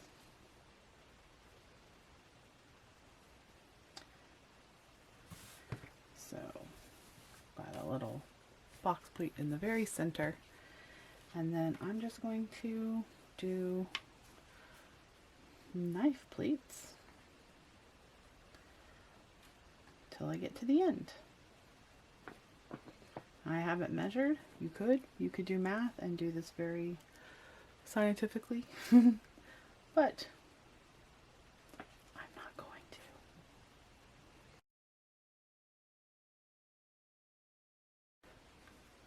So from the wrong side, our pleats are facing towards the center, but on the right side, the pleats are facing towards the sides.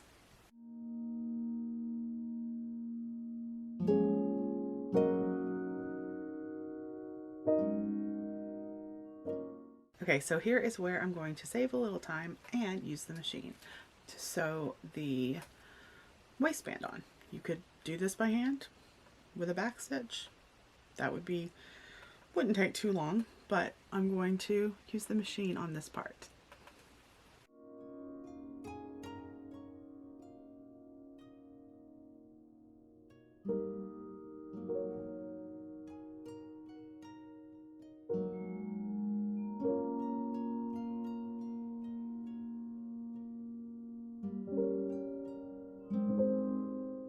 After sewing the waistband on, I folded the top of the waistband under and then folded the waistband to the inside, covering the raw edges.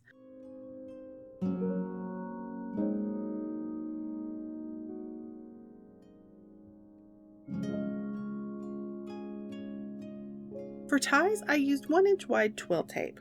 I would have preferred narrower, but I didn't have any white in a narrower width. You want your ties to be long enough to tie behind your back. If you want them to wrap around and tie in the front, cut them longer. Roughly double your waist measurement plus enough to tie. Err on the side of too long, you can always trim it later.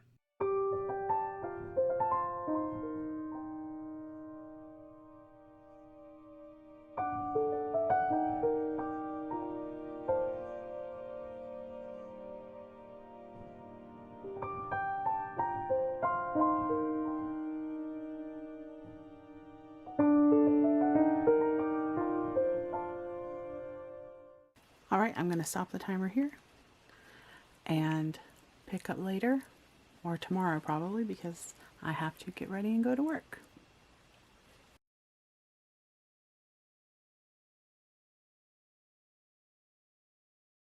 Alright, all that's left is to whip stitch the waistband and secure the ties, and it's done.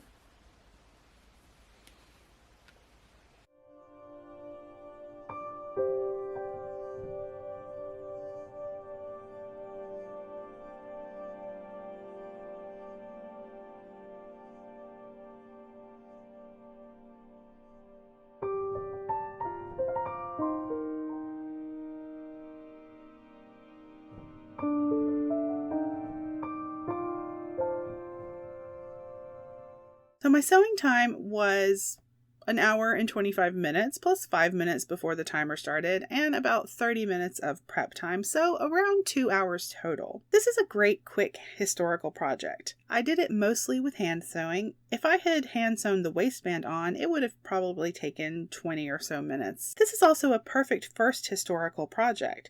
It's pretty hard to mess up and a good way to practice your hand sewing stitches. What are some of your favorite quick sewing projects? Let me know in the comments.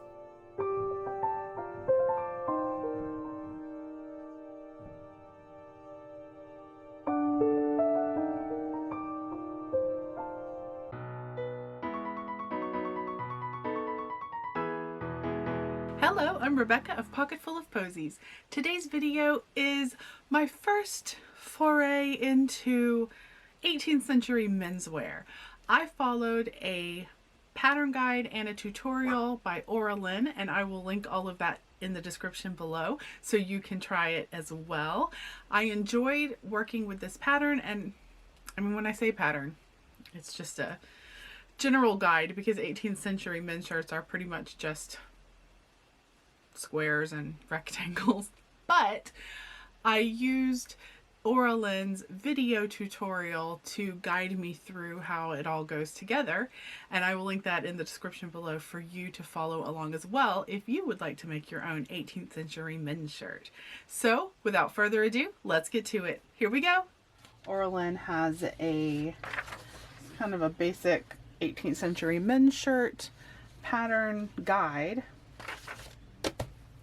Nice thing about this type of pattern is that it's just rectangles, squares and rectangles. So the body needs to be your shoulder width plus 12 to 14 inches is what the pattern recommends. And then that's the width. And then you'll cut 2 of those rectangles. And then the length is however long you want to be from your shoulder to the hem. And yeah, and that's the main body. And you've got 2 sleeves, which are also rectangles. The sleeve length is however long you want your sleeve length to be, plus 3 to 4 inches for poofiness. The sleeve width is your bicep measurement plus 7 to 14 inches. So there's a lot of variability depending on how you want the shirt to look. We've got the collar, which is the base of your neck, plus 1 to 2 inches. The cuff, which is your desired cuff length. It could be your wrist measurement. It could be a little bit bigger so you don't have to have a closure for it. You've got a neck gusset, an underarm gusset, and shoulder reinforcement. And Oralyn has a video on YouTube, kind of a sew along type video that you can watch as you're making this to help you. So there we go. Let's get started. The only thing that concerns me slightly about the measurements is that it's based on your shoulder width, right? And then you add 12 to 14 inches. So my shoulder width is 14.5 inches. And if I add 12 inches, that makes it 26.5. And then 14 inches would be 28.5. So 28.5 would be the overall width without seam allowance would be 57 inches. Now my hip measurement is 60 inches. So I would worry that it wouldn't fit over my hips, which, you know, my hip measurement is what? 8 inches bigger than my bust measurement. And because this is a men's shirt, it's made to be straight up and down. Now, if I increase the width to where, let's say if I went to 31 inches per side, that would make it, or even 30.5 per side, giving me 1/2 inch seam allowance. And I probably would do a 1/4 inch to give me a little bit more room. That still would be just right at my hip measurement. I'm going to base mine on my hip measurement. So I'm going to do the body of mine. Each side I'm going to do it at, I'm just going to go ahead and do 31 inches per side. And actually, I'll do 32. I'll do 32 inches per side. That makes the overall width 64 inches. So that gives me a lot of ease, or at least a decent amount of ease. So there's a fold at the top, and then the neckline, there's a cut made for the neck, and then that's what you attach the collar and the shoulder reinforcement and all of that to. Okay, so that's what I'm going to do. So this actually technically is the fold. It's folded across the center here.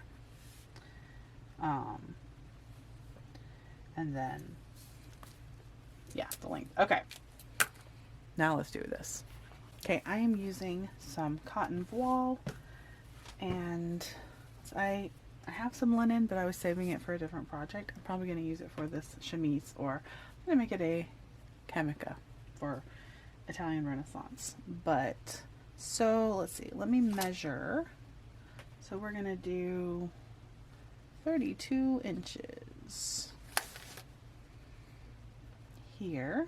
I'm gonna go ahead and just make my length a yard because that's easy to measure. I chose to make my vertical center front opening 10 inches. I think even 8 inches would be long enough.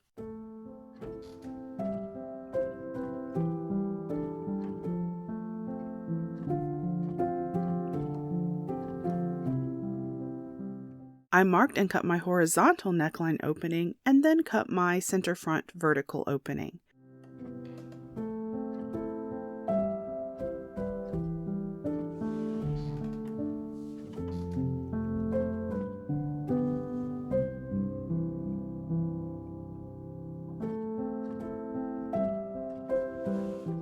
Onto sleeves.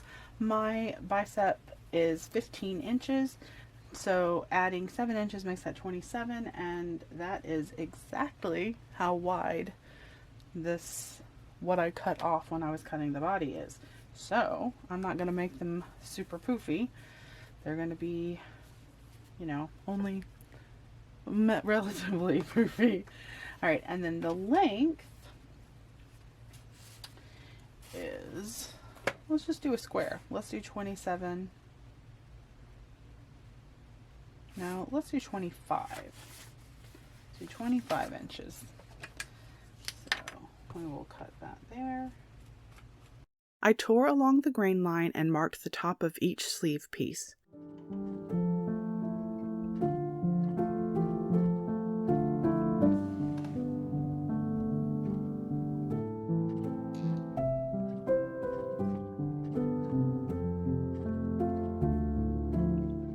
So I'm cutting my collar pieces. You want to take your neck width, your neck length, and then add an inch or two to that. And then, so, do mine here. And then however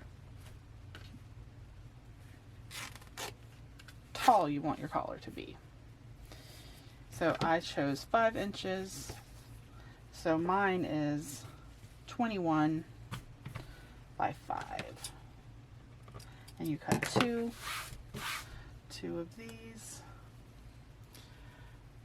These are my collar pieces. Just gonna pin those together. I'm gonna write C on those. So I know they are the collar. After I cut my collar pieces, I happened to have two 5x5 squares. So I'm going to use those for my underarm gussets because they need to be 3 to 9 inches, and that's 5. So perfect. So these are the UG underarm gussets. Ugh, I need a better friction pin. Okay, so we pin those together. Those are my underarm gussets. So we've got the body is cut out, the sleeves are cut out, the collar's cut out, the underarm gussets are cut out. So we have 2 cuffs, 2 neck gussets, and the shoulder reinforcement left to do. All right, for my cuffs, I am going 10 inches. My wrist measurement is 7 inches. I want to be able to get it on and off without having to have a closure, basically. So I'm doing 10 inches, and then I'm doing 3.5 inches for my width for my cuffs. Hercules checked on my progress, cutting out the neck gussets.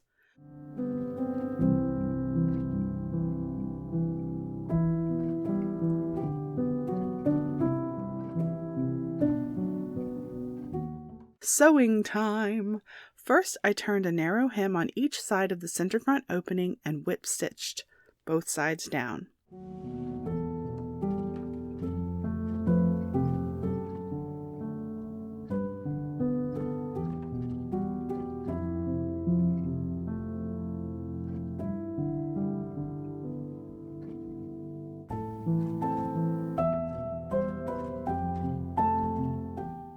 Following Oralin's tutorial, I then reinforced the bottom of the center front opening with a buttonhole stitch.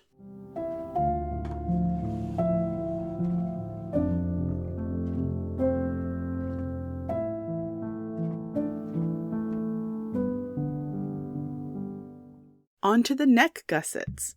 There are a couple of ways to do these, and the tutorial goes through them well. I chose the way I had not done before to try it out. The way I used works best for machine sewing, but I did one side by hand and one by machine to test both ways. With this method, you sew one side, flip and sew the opposite side, then press the raw edges in and fold into a triangle covering the raw edges and whip stitch it down.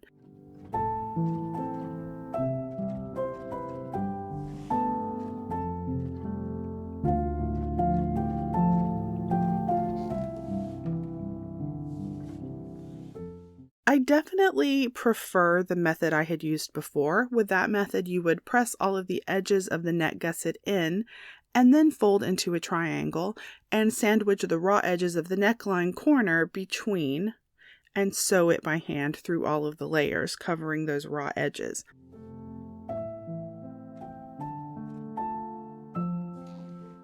Gathering the neckline front and back is next.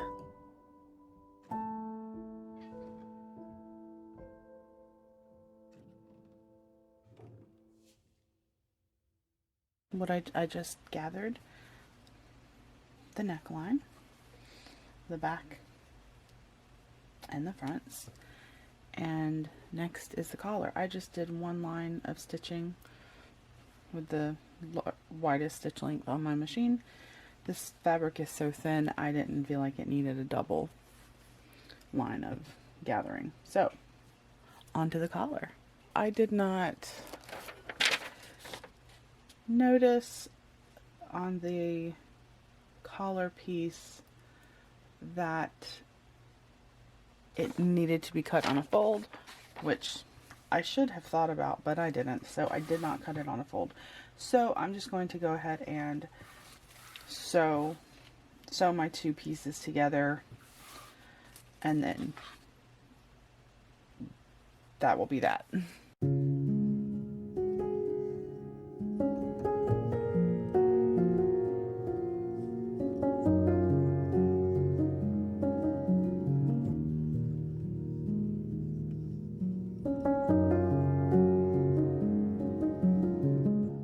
I marked the center and quarters of the collar before pinning to the neckline right sides together and gathering the neckline to fit.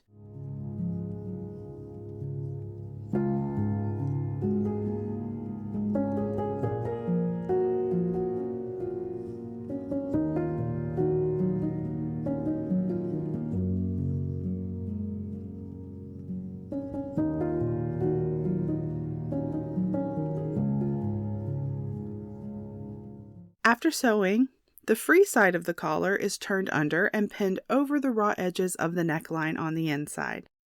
The inside of the collar is then whip stitched down.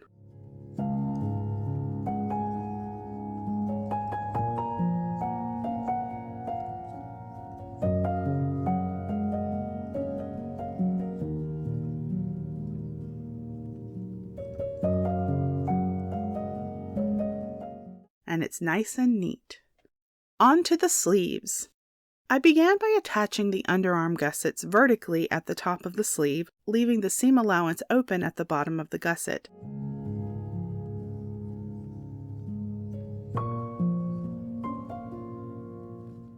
The bottom horizontal edge of the gusset is then lined up on the opposite side of the sleeve and sewn.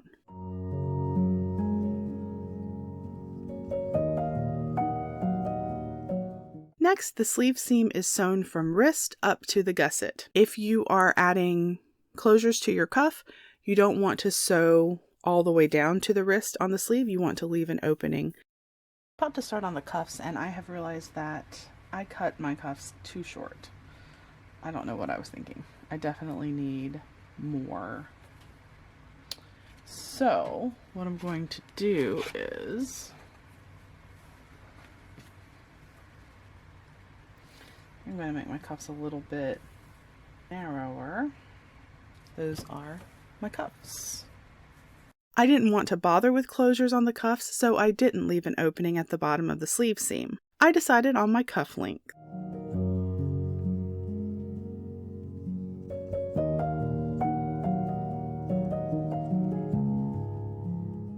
And next, I gathered the sleeve wrist to fit my cuffs. And then I pinned and sewed the cuffs to the sleeves, right sides together.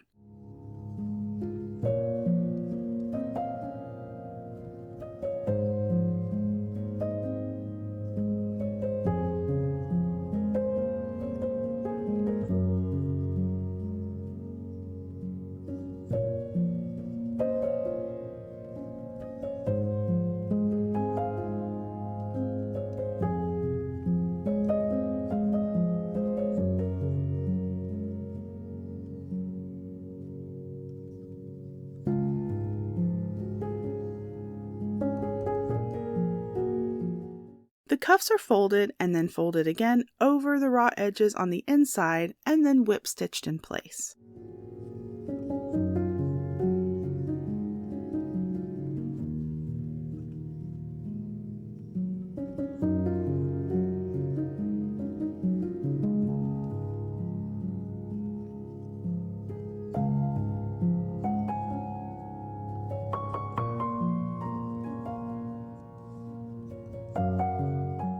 I marked how long I wanted the opening for the sleeves to be on the body of the shirt. Kitty petting break.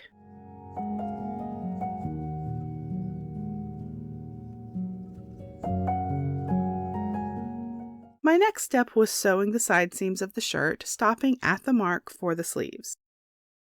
I zigzagged all of my raw edges. I was definitely not bothered enough to hand fell.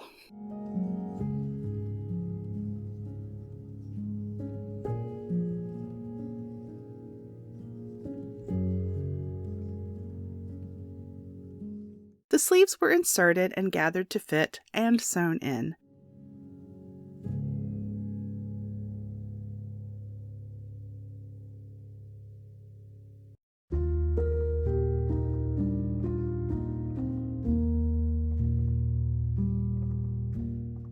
Finally, the hem was turned up and sewn down. I used the machine. Didn't do that by hand either.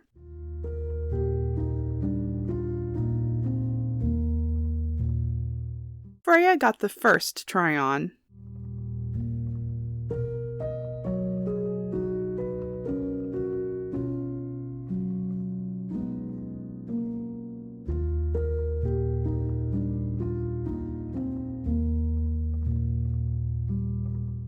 Huge thanks to my monthly supporters. You are so lovely. I am really happy with how this shirt turned out. It was a pretty easy project and nice after a couple of bigger dress projects. I definitely recommend Oralen's tutorial. Check out the links below. How do you feel about 18th century menswear? Let me know in the comments.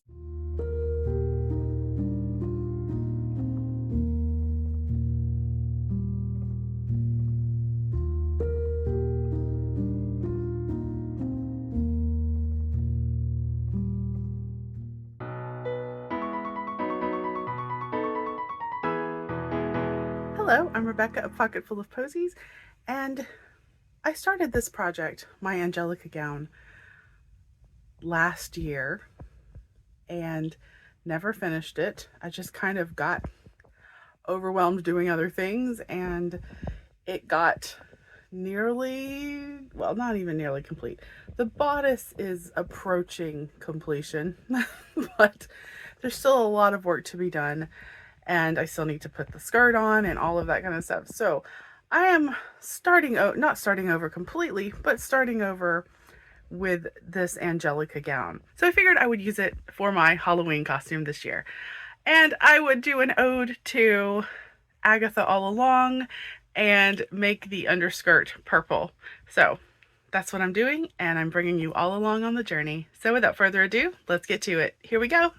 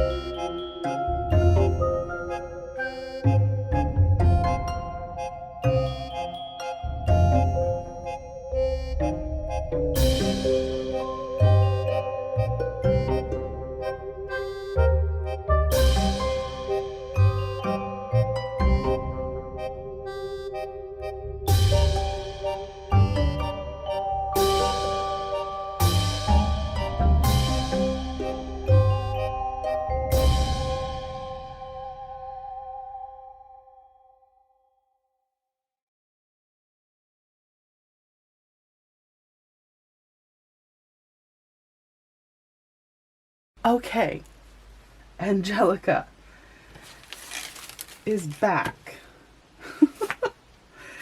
I am going through and checking my pieces. All of these I've already used, so I'm going to put them with the rest of the pattern.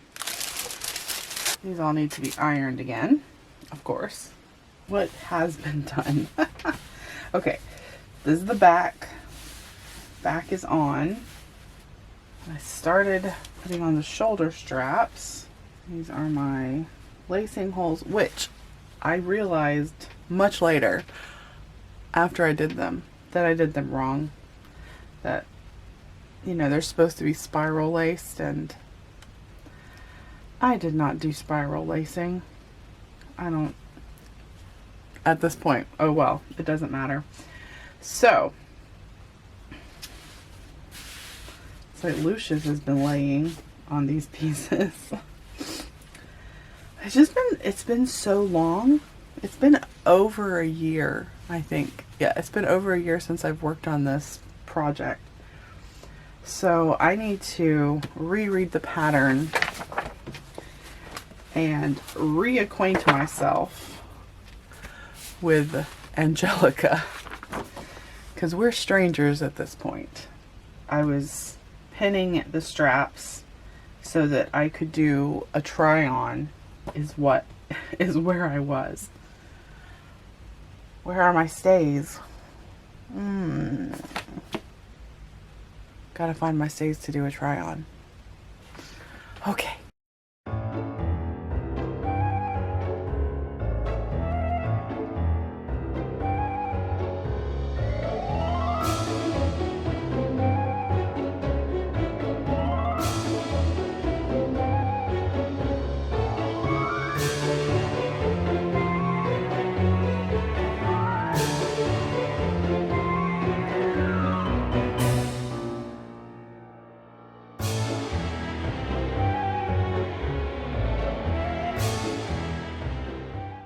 All right, the fitting went well.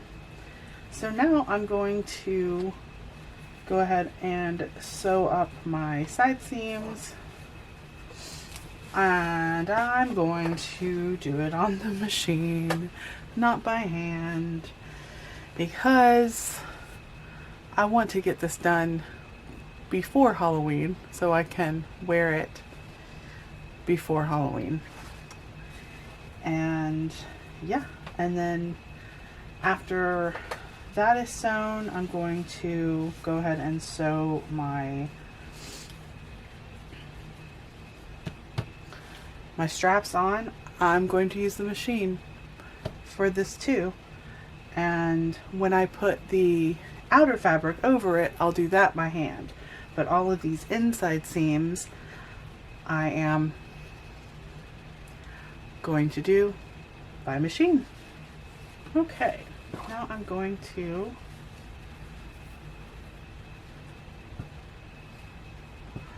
iron these pieces before I put them on. But after I iron them, then I'm going to iron this seam allowance down and put this over this side back seam. And then we're going to sew that on, I believe, with a prick stitch, but I'll check the instructions first.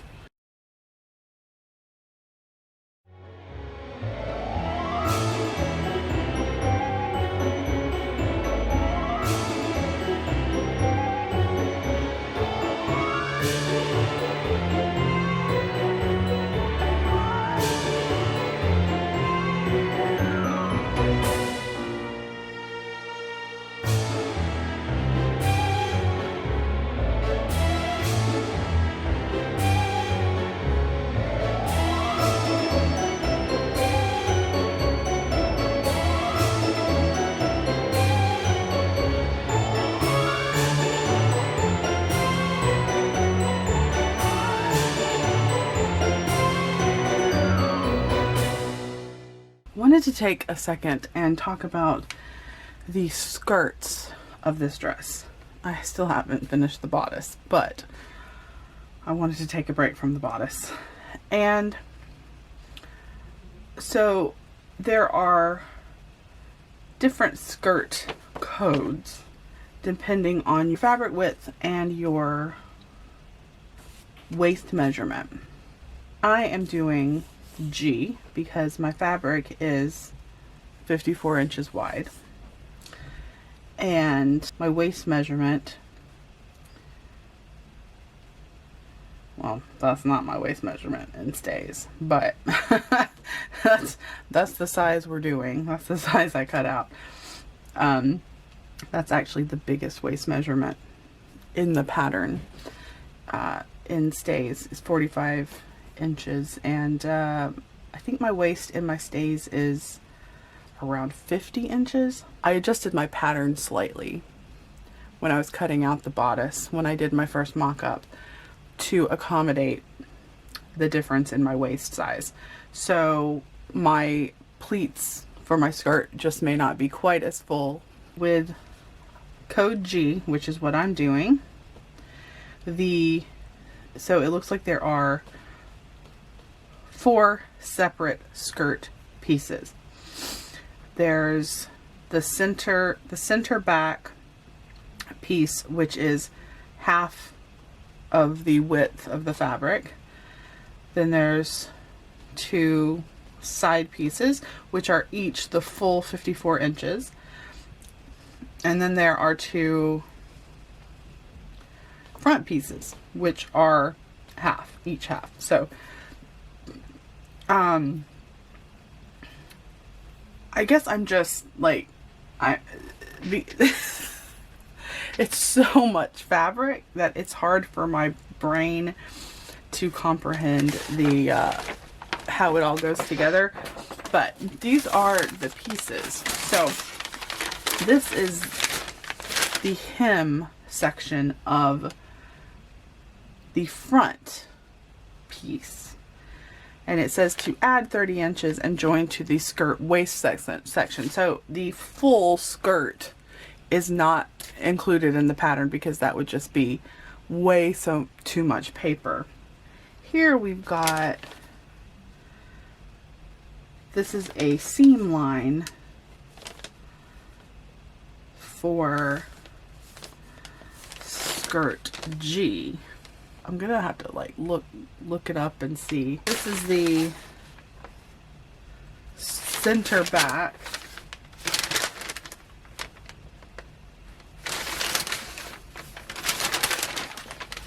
This is the seam line for skirt G on the back piece. So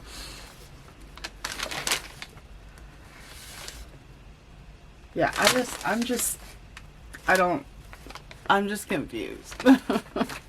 Here is the side to back, and then here to here is the back.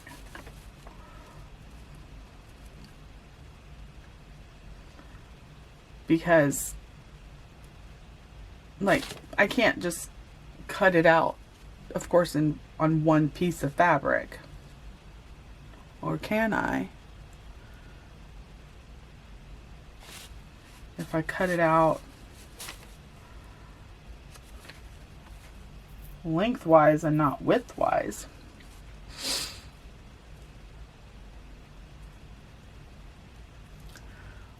I probably could. And so the seam lines are obviously historically accurate because they had much narrower fabric back then than we have today. So, I mean, technically you could add seam lines if you wanted to, or if you were cutting it out just widthwise. Huh. I guess let me try to lay it out. Might use my ironing board because it's longer than my longer than my desk. So, let's see.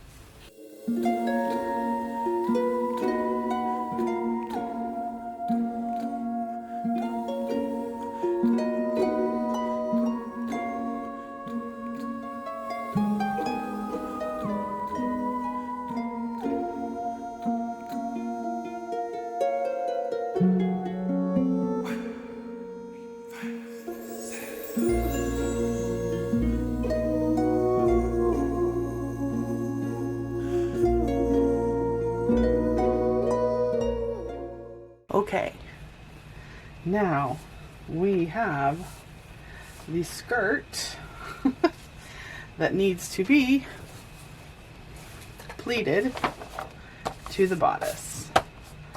So first things first, I cut this all out in one piece, and so I'm not adding any fake seams because I don't care if it looks historically accurate.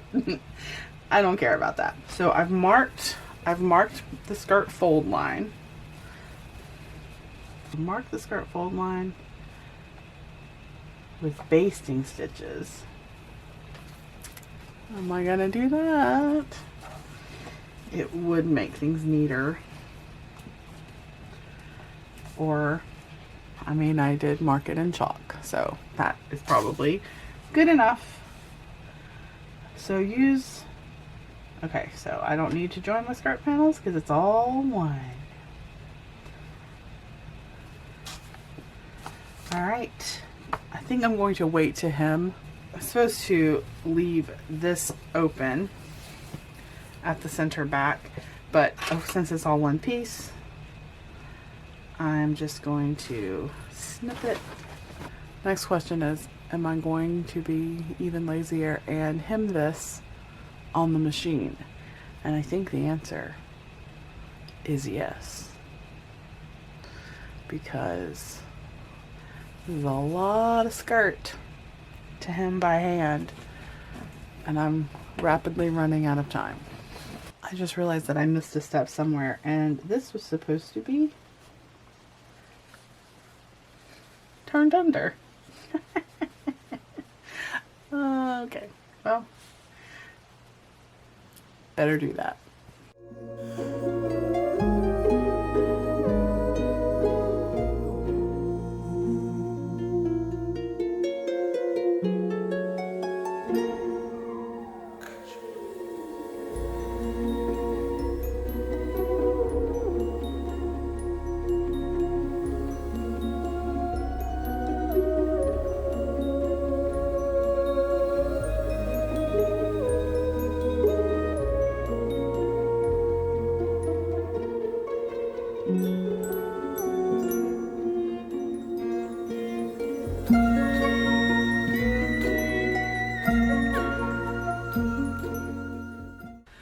Alright y'all, we are in the home stretch. My skirt is pleated, the pleats are basted.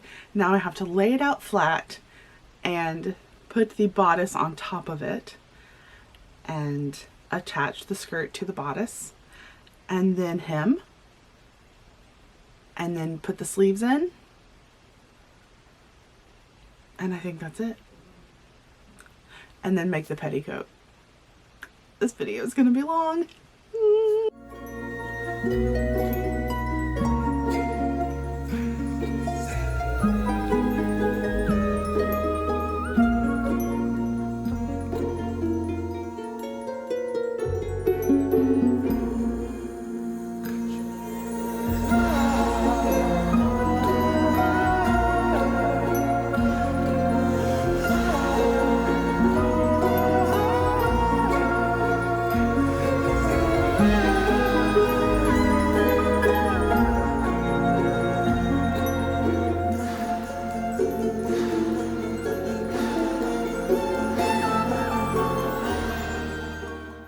Okay, my skirt is attached to the bodice. All I have left to do on the dress are put the sleeves in, put the shoulder straps, the over part on, and then hem. And like I think I already told you, I'm going to hem it on the machine.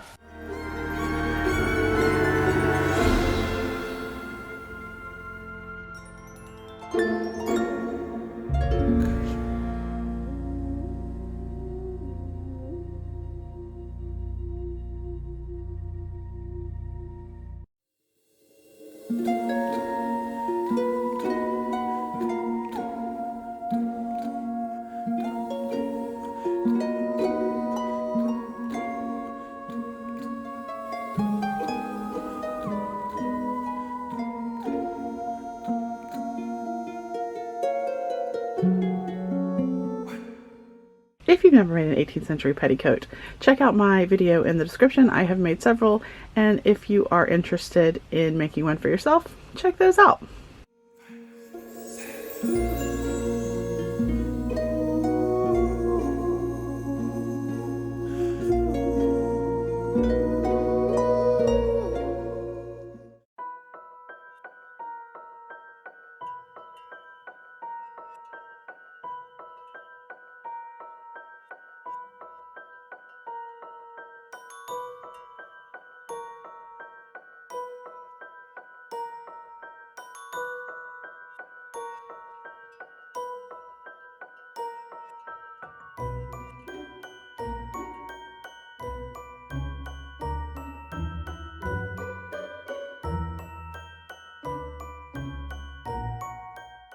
Overall, I am very, very happy with this costume. I think the fit is really great. The only thing I would really change is I think I should make the skirt a little bit shorter. What do you think of the Angelica gown? Have you made it? Let me know in the comments. Also, what do you think of Agatha all along? I'd also like to know that down in the comments.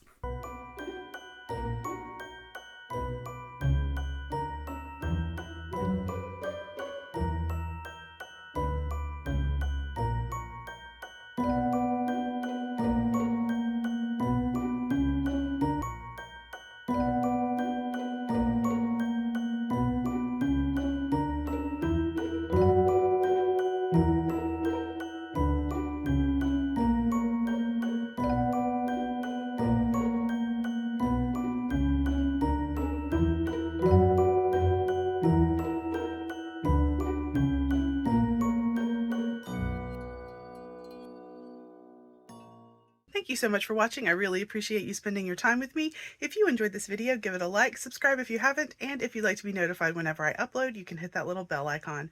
To support the channel further, I have a Ko-fi account, and that is linked down below. Again, thank you so much, and I will see you on our next sewing adventure. Bye!